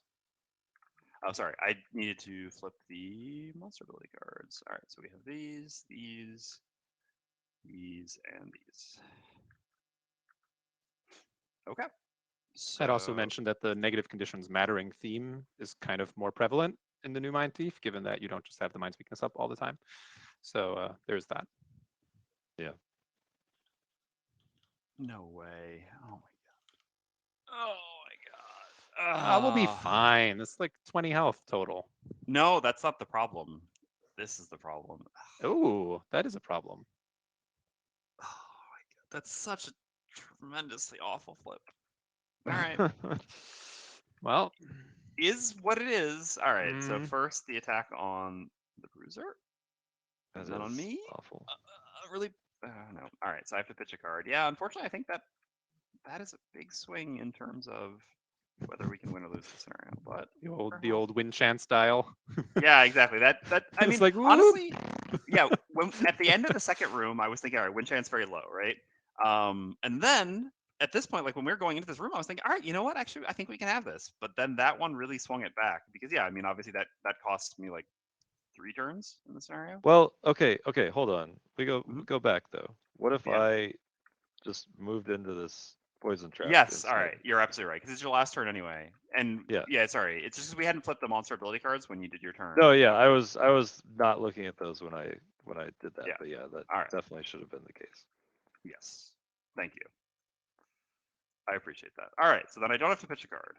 Wind dial back up. All right, so then the bones is going to go. So it's number 3 up there, has 2 movements, just goes to here, this goes to here. So this will attack the bruiser. Flips a +0, so that should be an attack 4 if I'm not mistaken. Yeah. So that is actually the end of the bruiser. Hey, the bruiser made it Just to the 4? last room, And Oh, Oh, you no, have they you have have that the, plus the one? shield. I forgot. Yeah, Oh no, I do have the shield. Yeah, so you I do have use the shield. Okay. Yep. All right. And so the living spirit is then going to make a ranged 4 attack on the bruiser. He's gonna miss. Don't worry about it. Called shot? No. All right. So that is the end Oh of the bruiser. no. All right. Oh, I can't flick. Why can't I flick? I want to flick. There we go. All right. Then the spell is up. Well, I was going to set up Flame Swell. You also didn't move. You said you were going to move. Could you not move? Oh, sorry. I didn't actually do my turn. Sorry, gonna I get so say, you didn't distracted do with the your turn. whole thing. Yep. Okay. So yeah, I mean, all that stuff wouldn't have really impacted my turn at all. So basically, I To be guess fair, that retcon was all with open information that was already available Yeah. to us. Well, I mean, we did flip a card for that yeah. Viper's attack, but yeah, we really should just not have put ourselves in that position. Yeah, I mean that's sort of a little bit of a different thing. It's just not paying attention to all the things when we moved the things around, and yeah, I mean we flipped the card for it, but it's not. I mean, it wasn't like the card was an unexpected outcome. It was a +0. Even a Right, -1 yeah, was actually yeah. still pitching a card. So it's not like the new information changed the way we would have played it. You didn't like Okay. me rolling back and forth in my I Sorry. loved it. I was Sorry, like, great. wow, is it doing that on its own? Continue. I was a bit distracted, honestly, but I respect your desire to roll back and forth. Okay. So yeah, I'll just. There, now I'm rolling more slow. No, I'm picking up speed. So the bones has 2 movements. I just need to, and it was here, so it furthest could go there. So I just and the viper's here. I guess ultimately I would have just stepped to here then and attacked the corpse. Yeah, I was really hoping to set up Flame Swell here, but I guess I didn't expect us to immediately be in like aggro situation again. I thought Isaac was just going to heroically leap in there and the two of us would be totally fine for a while, but Well, I mean, he did a move 8. He got about as far in as he could. Do I have enough was time still to in the Flame previous room. Swell?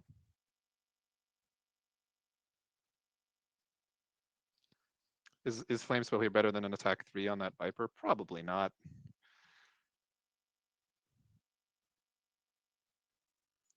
Keep trying to move the door instead of myself. Anyway, I'm going to go here and just hit the Viper with an attack 3. Okay. And make fire. All right. And then the corpses are going to eat my earth anyway. Is he rolling back on his own? Yeah, he's rolling back and forth on his own. That's what happens in a frictionless environment. Is there a friction slider somewhere? All right.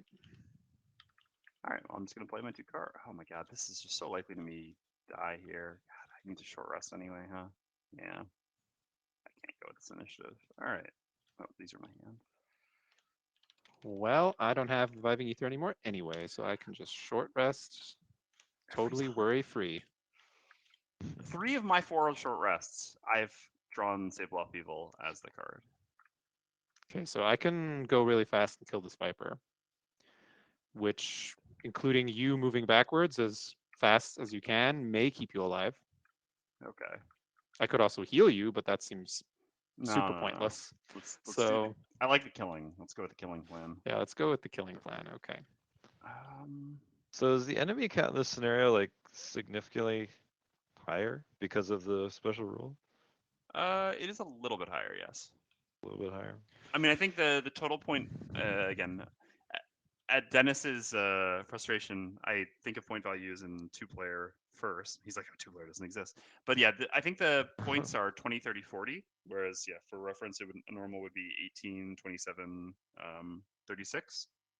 Yeah, okay. And they're split up into more rooms, too. In 4 rooms, yeah, which to my understanding, usually 4 rooms would have slightly higher points. So, again, I think it was more just the bad luck in the first room, which really had a trickle-down effect. Okay, so the brute I don't really have anything I can do, unfortunately. I mean, I can use a bottom to heal you if you want to heal yourself as well. It may be worth it at this point. If we draw them all the way over here, you can just step into a poison trap soon. Sure, I could do that. Can you? I mean, how fast you're going? And you're going very fast. I'm going blazingly fast. Okay. Sure. Then I'm in for that. Okay. Of course, that does mean I can't move out of the way, but that should be fine. Okay. Don't think Let's that do it. that bones is going to get here that quickly. Hopefully, please don't draw plus movement. You did not. Great. Okay, so then I'm going to remove your poison, and I'm going to make an. Oh, I guess I don't make the advantage attack then. I mean, do I need to use the bow here? Well, you got to get a +0 to kill this, otherwise No, it's no, I have the. gonna. Oh, this is the attack 2, right? I didn't play the Yeah. attack 3. It's pretty bad if this hits you right now, so yeah, I'm going to use the bow. Oh. Ah. Ooh! I drew 2 -1s. Oh. That's a bummer. I mean, I'll just get hit, right? So it's not the end of the world because you're Yeah, going yeah, I know. unstable upheaval fast. So I will take the. Of course, I could remove the poison from myself instead of you, but I don't think that's worth it. I think it's better for you to heal. Let me see. What is the living spirit doing? That's what matters. There's nothing special, so range is move through. Hey, Move I through. said I can take 1 hit, so this is for the team, and the rest's on you.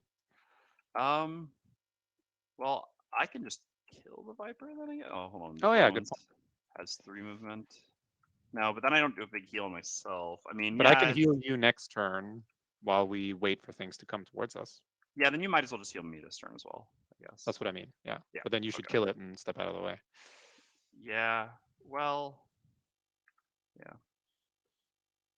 Hmm. It's frustrating though. Then there's I no. did not actually check on the other guy. Spirit. Sure. I will use the top of unstable upheaval then as a default attack on the viper. And I do kill it. Someone can hit things. I will just step back to here, and I will go ahead and use my minor healing potion, or healing potion, I guess. To myself for 3. Okay, so then the bones moves 3 to here. This one moves 3 to here. Corpses should be +1 move as well on 47s. This one goes to here, and this one goes to here. If only I had fire orbs. Mm-hmm. Yeah, what happened to that? Or Hey, I eruption. did like 15 damage when I used it. It was fine. All right, so these go away. I did make fire Hailing again, eruption. Has anybody seen that card yet? though. No, I didn't bring Impaling Eruption today. Oh, we can show You it can go though. check it out. It's down here. Here, I'll ping it for the camera. This card here.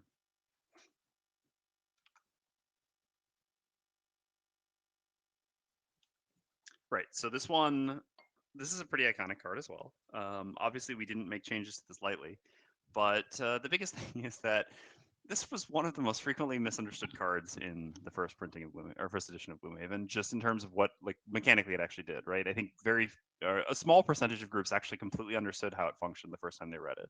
So while balance-wise and fun-wise, there were no issues with the card. It was just again making things easy to understand and intuitive. Especially on starting classes. But I think that's an understatement. I think this is by far the most misplayed card in the game, the old one, because it's on a starting class, and it's by far like it's of all the starting class cards, it's probably the one that is most easy. Yeah, to I mean, I misplay. guess for starting, yeah, because considering the starting class bias, I was gonna say there's an Eclipse level 1 that's very frequently misplayed as well, by right, myself as well. But that's much later. Hey, the first time I used Impaling Eruption, I hit 7 targets with There you go. Okay, so since Oh, it's not weak. It's just different. Yeah, exactly. All right. So how early are you going? What are you doing exactly? What's the plan here? I'm hitting the thing with my element, and then I'm stepping away, I guess, because we're just kiting them till the cows come home. Okay. So I'll go late then. I could also heal you and run away, but then that seems less valuable. Yeah, no, let's just kill him. Damage is good. And I guess just in terms of action economy, since I'm poisoned, attacking is just better. Yep. All right, And so Chess is asking about solo scenarios. They are returning, but they will be an add-on, not in the box. Yep, same as before, but being reworked. Same as before. Yeah. And, I think this is a good way to do it because not everyone is interested in solo scenarios. So there's really no reason that everyone should pay for it. Because a lot of groups don't like to do solo play in Gloomhaven, which, I can understand. All right. So this bones has 4 movement, goes to here, and then this one goes to here. So these will be, so the first one will attack the I'm in Spellweaver. danger. And then me, so the Spellweaver first. Wait, sorry, did I? No, that was last turn. No, that's correct, because I healed you. I couldn't move. Okay. Yep. This So sucks. that's a very good flip for us. So that's an attack 0 +1 for the poison, so 1. And then on me, okay, well, that's 2. We'll take that. And then the next one on the Spellweaver, so this is just an attack 2, doing the Spellweaver down to 2. And you're up. Okay. Well, I'm not dead. The Forceful Storm top loss did not get to stay. That amount of hard CC is not something that we generally kept around. So I can hit a thing, or I can play a loss here, but I don't think that's worth it. So I'm just going to run away and hit something. Okay. The question is, where's the best place to run? I mean, we need to split up here. So I guess I just run over here, right? Well, you can't go out too Yeah, far, I'm right? saying after attacking, I'm trying to decide where to go. I think that's not worth it. So I think I have to stay a little closer and hit one of the things we can already see here. I guess I'll just hit the closer one, or do you prefer me to hit the back one? Doesn't matter to me, basically. You can hit the closer one if you want. All right, so I'm hitting that bones. Unfortunately, I don't have my bow anymore, so that's going to be an attack 4 +1, so an attack 5. Plus, wow, it's dead. Nice. Drew +2. Nice. I mean, after the -1/-1 advantage turn, I think I Yeah, deserve that's fair. a positive Kinda modifier deserves there. As Isaac said earlier, it has to bounce back eventually. Beauty All of right. not rolling dice. Okay, so the fire is gone. And then the corpse goes, just moves to here. Then the living spirit goes. This is going to be a -1 move. Yeah, so just have it go on top of this rock. Is Inferno spam still a thing endgame? No. Well, I mean, Not in the same way. Yeah, not in the same way, but It you is know, still a card, but it has. It is still a card, and it's still a powerful card. it's still definitely a powerful card. Okay, so yeah, it's funny to say this. Man, I really wish I had poison right now. All right, so I'm gonna create Earth, I guess, then with Massive Boulder top. Because I think that's gonna be better than using. Well, is it? All right, so Dirt Tornado would be like an attack 1 and attack 2, whereas Massive Boulder is an attack 2 Good plus luck, 1 splash Silver damage. Metal Tavern with scenario 72. Oh, yeah, good luck. Actually, I guess, well, I would have Earth next turn if I use Massive Boulder here. So yeah, that seems worth it. Okay, so yeah, I'll Massive Boulder I guess I can actually step up to here so that I can do splash damage on the one with shield and attack the non-shielded one. Sure.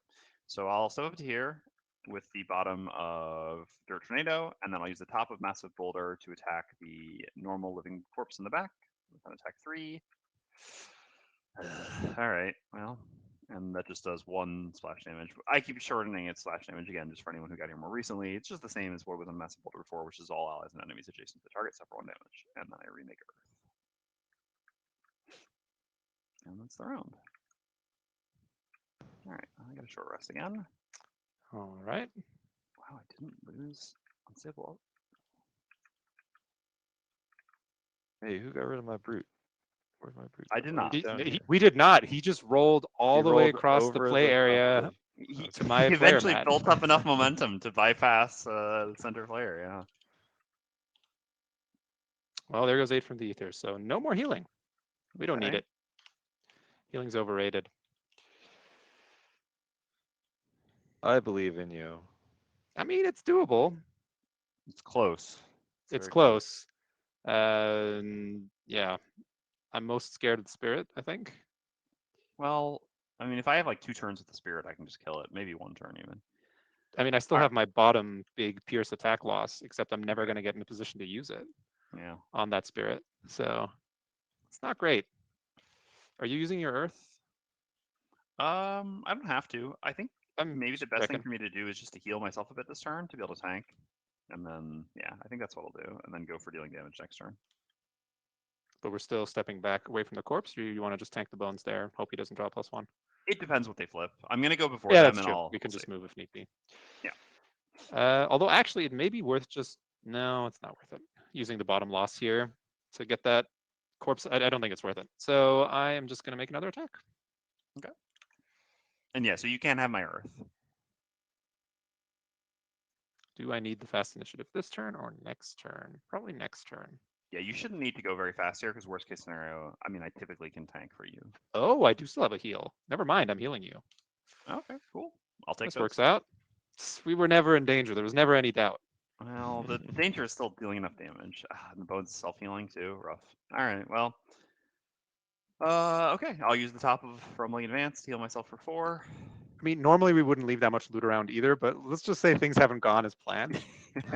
So, we're kind of scraping the barrel here. Corpses. Okay, Living Spirit. Okay. The most valuable thing in Gloomhaven is your life. All right, so then I'm actually going to That's move. pretty much true outside of Gloomhaven too. Yeah. Wait, are you making me get hit? What's the No, bonus no, doing? no. I'll be the one getting hit. So I'm going to do move 3 going to there after I heal myself for 4. And Oh, it's not. It's only doing a move 1. Yeah. I So then the see. bones goes to here, heals itself, doesn't have enough movement to attack. This has 2 movement, can only go 1. Corpse has 1 movement, goes to here, and the Spellweaver's up. Okay, so I heal you for 2. Thank you. Fortunately, I do not have ice. Had I known I was Oh, going to do this, I could have used my element potion to give you Yeah, ward that here, would've which been would have nice. been really helpful, but I didn't expect to. I Ward didn't here realize would've that I was been going to play that here. amazing. That would have been really good, but I'll Yeah. probably play the card one more time. So hopefully we can still squeeze that ward in before the end. So Arcane Bolt, the bones probably. I think the bones is still scarier. Well, so actually, you can use my Earth here and Element Potion me another Earth, because I actually can use Earth now next turn, potentially. I mean, I don't know. It's your call. Then you're not getting warded. That's fine, I think. I mean, I've only got like 2 turns left at this point, more or less. Okay, so then I will element potion you an earth, and I will hit the. I mean, I can't kill the bones with this attack is the problem. So Well, I the don't +1 you know. could. Yeah, but what are the odds of that, given how things have been going? So I'm just not sure this is super worth Yeah, so rather hitting than the hitting the corpse back makes sense. guy. I mean, I'm all about AoE anyway, so. Yeah, I'll hit the corpse. Okay. See, Damn. Good there's call. no +1s in my life. That's a -1 right there. So 3 damage. No, 4 damage, right? Because this is an attack 3 +1 This is in a +1. 5. Yeah. Yeah. Yeah, so 4 damage. Okay. Great. We take those. All right. Well, I'm just gonna play my 2 cards. I'm going middle of the round. The retirement time in Gloomhaven 2 is slightly faster than in Frosthaven because just the length of the campaign and the number of characters and everything. Yeah. So you shouldn't hit 18 check marks as, I mean, that shouldn't happen often in Frosthaven either, but it also should happen even less frequently in Gloomhaven 2. Will Kargard have more than 1 card choice level 4? Yes. I mean, Hopefully every class will have more than 1 card choice at every level. I'm happy. I mean, I don't think Isaac minds necessarily if I show a level 4 card. Yeah, go for it. Yeah. So here, I'll bring this up here. I'll put it just next to the map for the camera. So this is the other level 4 card. So I mean, you could be the judge if this looks appealing now. Oh, Oh, I gave him permission, so now they're gonna. Yeah, exactly. show me So also, Rock Slide was nerfed a little bit. I'll say. Yeah, A reasonable mean- amount actually. yeah, it's rock slide. It needed to be nerfed. So Rock Slide was nerfed, and well, this was buffed as well, right? Because this got the splash damage that it didn't have before, which fits with the theme of what Cryheart does. And, But yeah, so I'd like to think that there are. I mean, definitely in playtesting there were really 2 level 4 cards because the combined nerf and buff. All right, so Spellweaver, you're up. Cool. I have been playing the 2 cards I had in my hand. Mm-hmm. So what were they doing? What's happening? So the corpse is going to come up and do the muddle immobilize on someone. Then the bone or the spirit, I guess, has -1 movement. Yeah, so it'll just go to here. Corpse So the will corpse go is to protecting here. me from the bones, even if I don't move. Interesting. Yes, that's true. I mean, the Does bones will that go hit me affect actually. things? So the bones will go like this and hit me. So yeah. So I guess you could give me shield. I guess it depends how I useful could that give you fire is. shields. Well, it's more like, is it worth getting muddled? Well, you don't have to get muddled. I can take the muddle, right? I don't care about the fire particularly. I mean, Okay. or it doesn't matter to me if it's fire or ice, really. It's just a question of if it's worth getting muddled, or, well, what can we choose? Yeah, we can choose. There's no the monster negative condition ability. I think isn't based on focus, is it, Isaac? I thought it's focus. No, yeah, it still faces off focus. It is Yeah, based on focus. so Okay. it's- Yeah. So then then I it would be mean, I can get muddled if you want. I think it's worth preventing you from taking 1 damage here, if we're not taking more damage overall otherwise. So this does make sense. So I will shield you, and well, counterpoint is if I want the pierce on the bones, then that would be better. Is the spirit going first? Yeah. Okay. Anyway, I will hit the corpse then. Okay. With the attack 3. Oops, sorry, not advantage. My bad. Yeah, so 2 damage. You're very good at drawing -1s. Oh, it's been great. Hey, I mean, +1 damage from poison, dude. It's And the fine. one, then the 1+1 that you did draw, like I didn't now, draw +1, you can't Isaac. draw. That Yeah. didn't happen. No one saw that.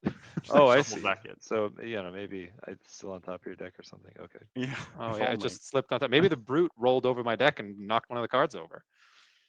So then you gave me 1 shield and made ice. And so then this goes here, muddles and immobilizes you. Okay. Then the living spirit has only 1 movement, range 3, so it just barely can't reach us. And the living bones moves around to here, attacks me for an attack 2. Flips a +1, so I take 2 thanks to the 1 shield. And then it's me. All right.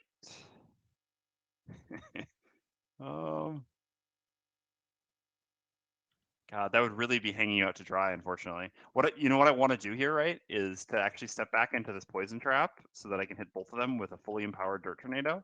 But then, I mean, we're is that enough Sounds to good.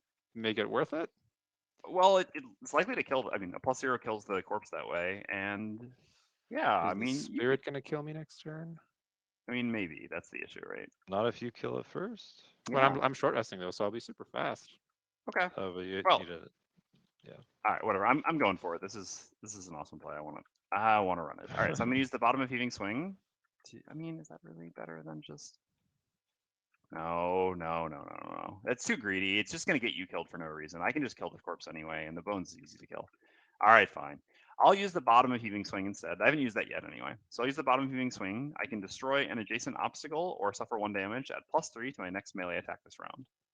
So I'll do that, and I will break. So this is actually a really strong ability. The hidden drawback to such a strong ability is that Cragart really suffers from movement, so it's actually hard to use this consistently, and then obviously initiatives as well. Which, by the way, that is one of the reasons that the other level 4 is so good, because it both gives you top movement to pair with this and a really good initiative.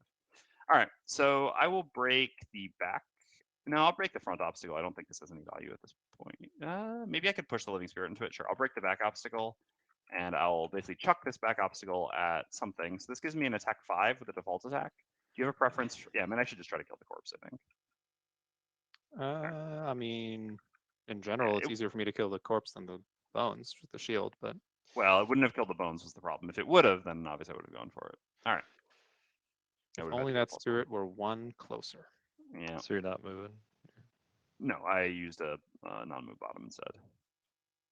I've been playing chicken with this spirit. I need it to be in range 3, but I also can't afford to get hit. So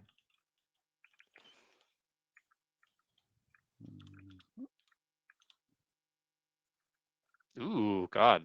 Can I afford to lose my initiative 7 here? I mean, the 1 HP is worth nothing to me at this point. I'm poisoned and I have 2 health, so it's pretty free to swap it out.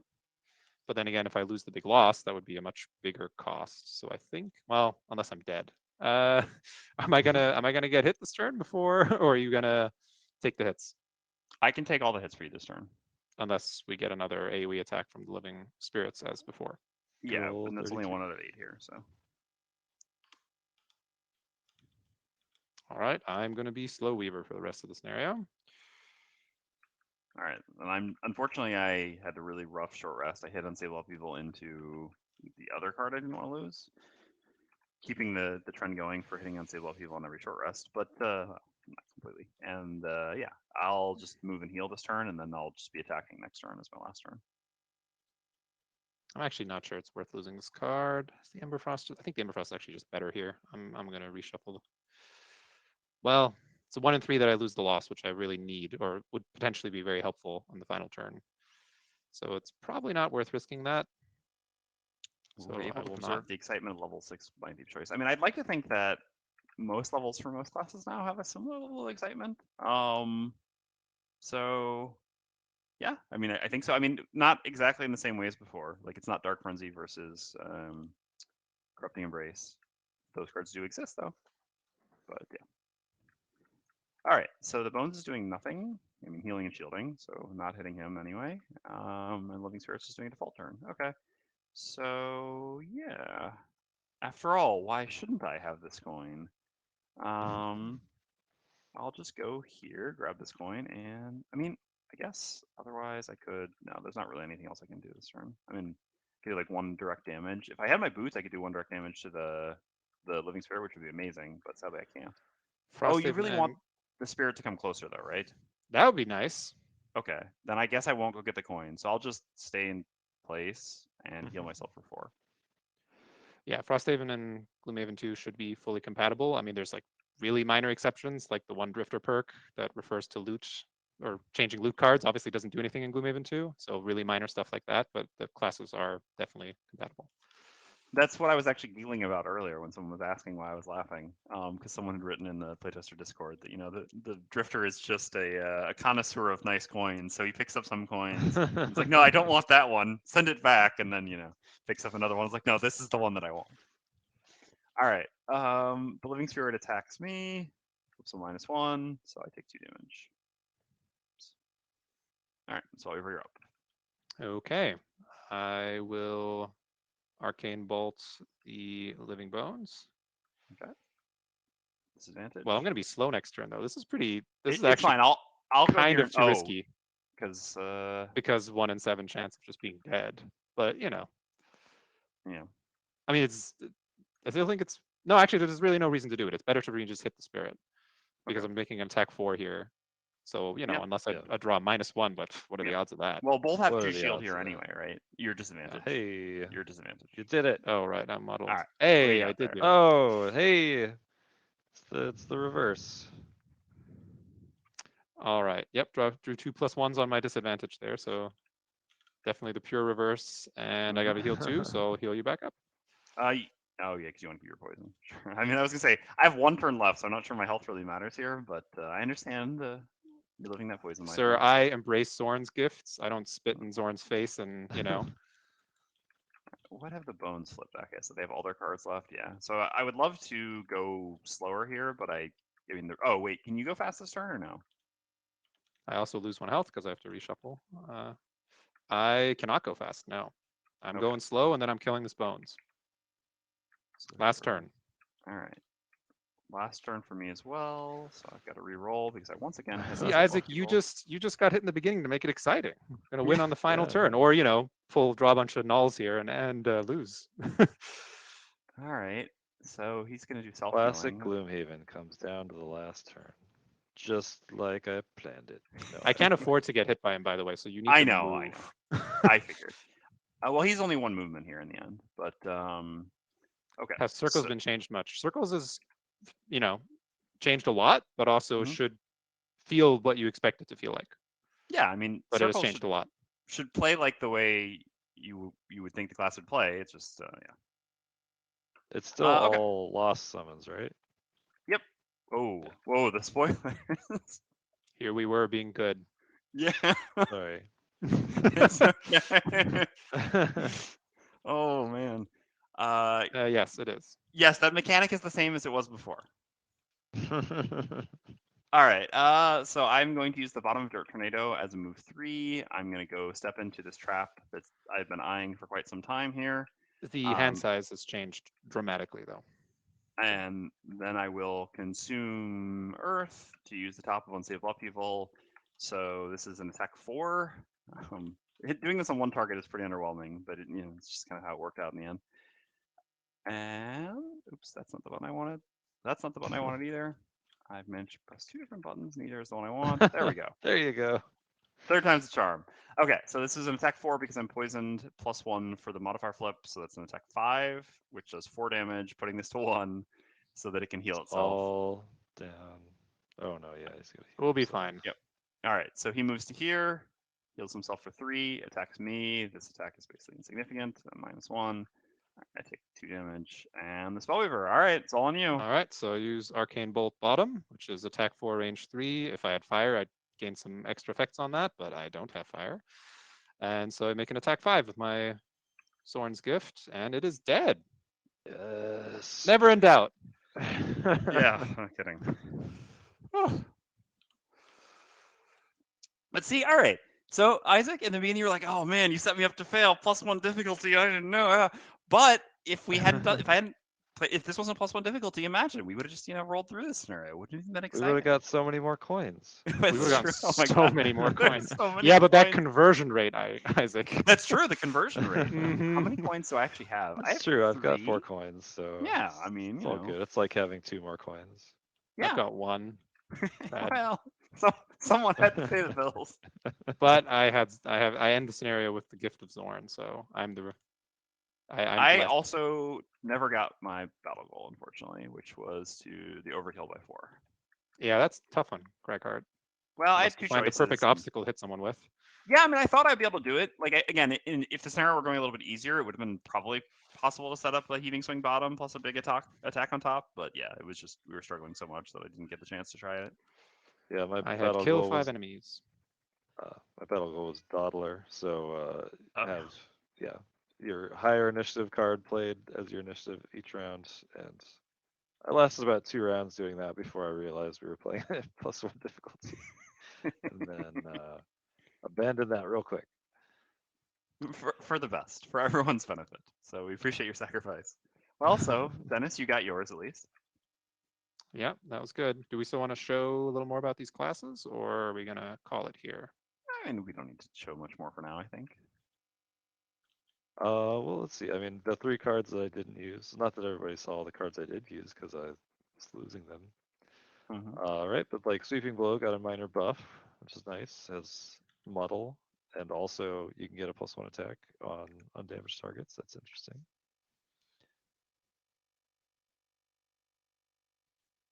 Shield Bash bottom is also buffed, right? Or is that Yeah, that's a pretty significant one. Yeah, it previously did not have any movement. It was just a shield 1. The shield 1 on the bottom, yeah. Yeah, and so this basically just emulated more or less Red Guard in Jaws, except obviously without the jump. Does Crag have custom rocks? No. Rocks are rocks, no matter where you pull them from. And then here on the Spellweaver side, Well, I did not end up. No, there's also a Provoking Roar, right? Which oh, right. We didn't. Yeah, that one's worth talking about. Yeah, so that one, I mean, changed a reasonable amount. The top gained 1 more push. We really tried to lean into the Bruiser's theme of pushing enemies around, forced movement. So we buffed the pushes here and there because it's important for the Bruiser to have this mechanical identity. And then the bottom has essentially the same text ability as before, which is taunting, redirecting attacks to you. It just also has Shield 1 now, so that while you're taunting, you also mitigate some incoming damage. Yeah, which is big. Okay, yeah, Spellweaver. Spellweaver. So we already talked about Impaling Eruption having targeter changed for, error reasons.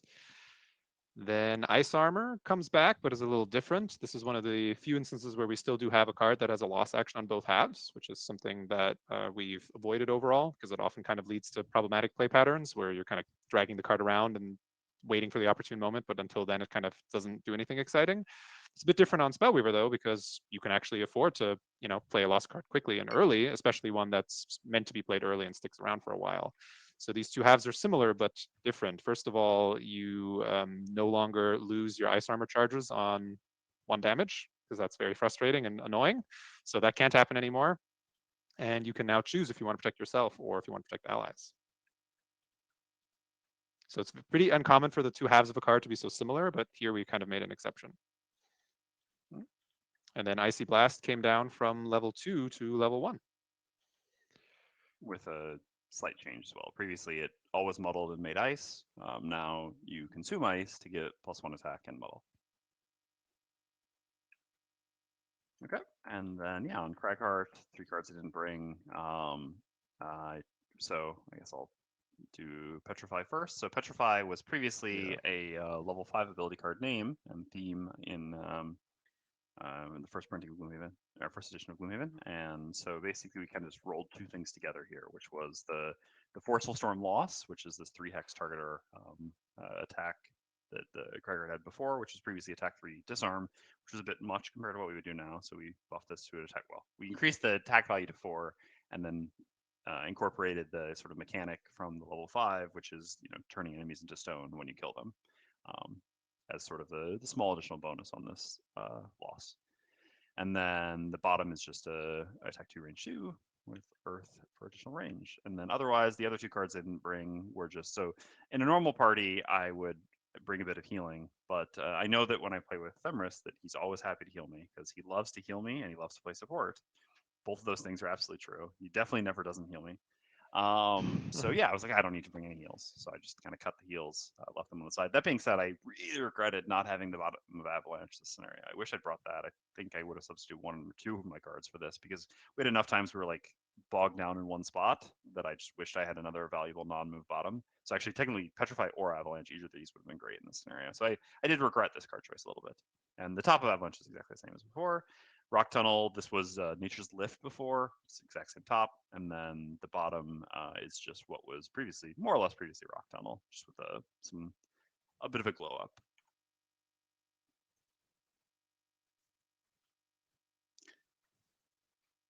Have monster slash scenarios been rebalanced to account for the nerfs to the characters, for example, with mini imps? Yes, absolutely. So this is an important thing about the idea that all this is designed to work together, and to some degrees, taking it out of the context which is designed for, may not give you well. Obviously, Frosthaven is designed the same way, so that works. But like taking Gloomhaven 2 classes and playing them in Gloomhaven 1, you can do, but yeah, you know some scenarios are designed around, I mean, a couple different things. One thing is, for example, cultists. So we didn't see cultists in this scenario, but cultists, feature prominently in Gloomhaven, obviously. And so cultists in Gloomhaven 1 could get into this vicious pattern where they just chain summon because it's a reshuffle, right? And when that happens, well, you kind of just like get RNG'd out of the scenario, essentially. Gloomhaven 1 classes could deal with this because they had a lot of stun. So, if you face cultists, you just stun them, and that basically is like executing a living bones. In Gloomhaven 2, without so much hard CC, we change cultists by making their ability card that summons actually stun themselves now. Although there's a little bit more play involved in that with some of the cultists' other ability cards as well. But basically preventing this sort of series of chain summons from the cultists.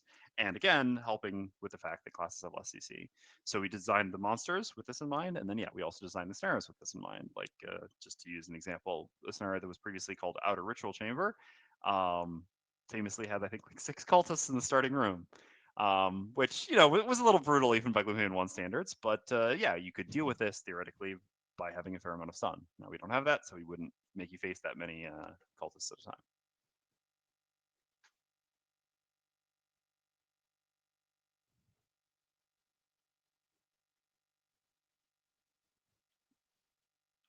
I mean, we did briefly show the Spellweaver sheet earlier. We could just show it one more time. Sure. Okay. Yeah, we can hang around a little longer answering any other questions people have, or I guess we should grab the reminder cards. Yeah. Yeah. Well, we can just look at the sheet first, I guess. So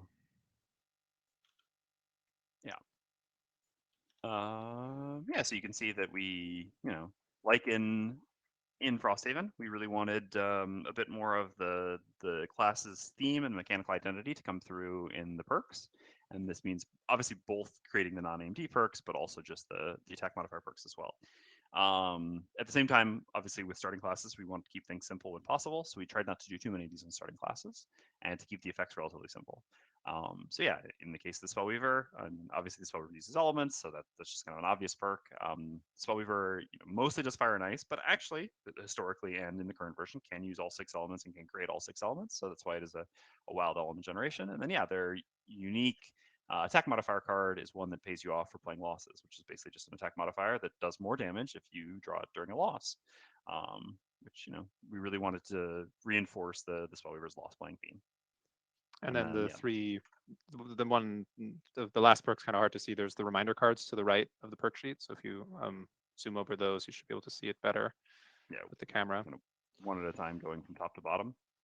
Maybe no, just to the right of the sheet. Oh, that works. So we have residual energy.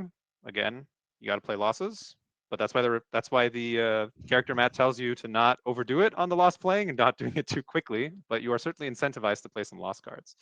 So at the end of each of your turns, during which you performed an action with a loss icon, you gain a bless. So over time, you're building up power by playing your loss cards.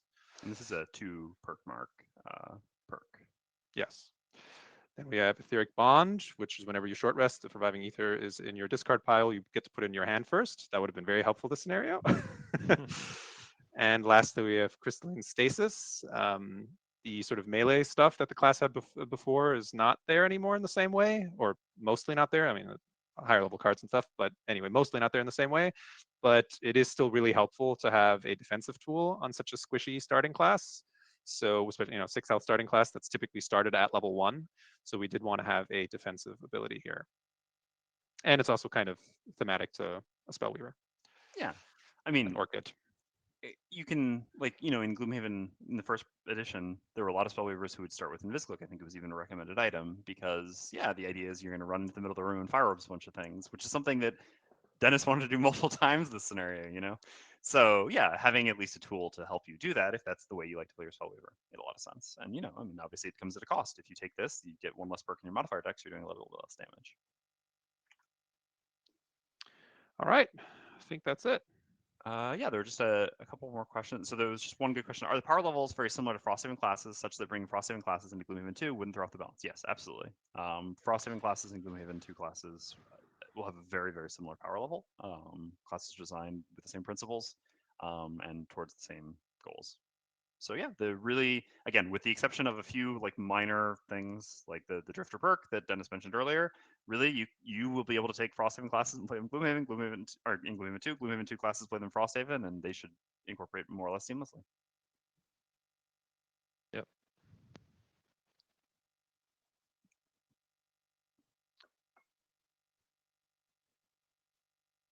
Any cool stuff to share about Scoundrel? Oh, not today, but I mean, I think that there's I imagine there's some stuff from the UK Games Expo that people have shared online. So for people who want to find it, they can probably see it. Yeah. Yeah, and of course, come June 20th, you'll see a lot more information about all this as well on the actual campaign page. So make sure to go and follow that if you haven't done that yet. And it's going to be a big awesome thing when it launches on the 20th. There's so much stuff going on. So yeah. Well, thanks Isaac for having us on the stream. Yeah, this has been fun. Sorry we had to put. I mean, you were the one who really had to suffer the most in this party, but we appreciated you taking it was my this own for us. fault. Yeah, and yeah, it's kind of funny. Like, I don't know, you, even though I have created this game, like you two are far better Gloomhaven players than I am, which is interesting. Not that I'm a bad Gloomhaven player, but it's always fun playing with you guys because you, I don't know, yeah, you're always even elevating the experience further with your encyclopedic knowledge of the game. I didn't think we were going to survive this scenario. If I'm totally honest. I always believe. Did you? Okay. Yeah, I was thinking, oh my god, Isaac's gonna kill me. I set us up to fail on the first stream we do of Gloomhaven Second Edition. This is, but then it worked out as well as it could have. So. Instead, we made it a nail biter. It's perfect. Yeah. But yeah, thanks. Thanks, Drew and Dennis for joining me and playing through this. And yeah, it turned out super well. So I'm happy. And and thanks for everybody to coming out and watching us. We've got a big crowd here, and I'm really happy that all of you are excited, and I'm excited. And yeah, we're gonna just be revealing more and more stuff leading up to the launch, and then the launch, and then. So yeah, that's it for the stream. I'm repeating myself now. So Thank you all one more time, and yeah, I think we'll call it there. So have a good day, everybody, and thanks again one more time. Yep. Thank you. Bye, everyone. It's been fun. Take care.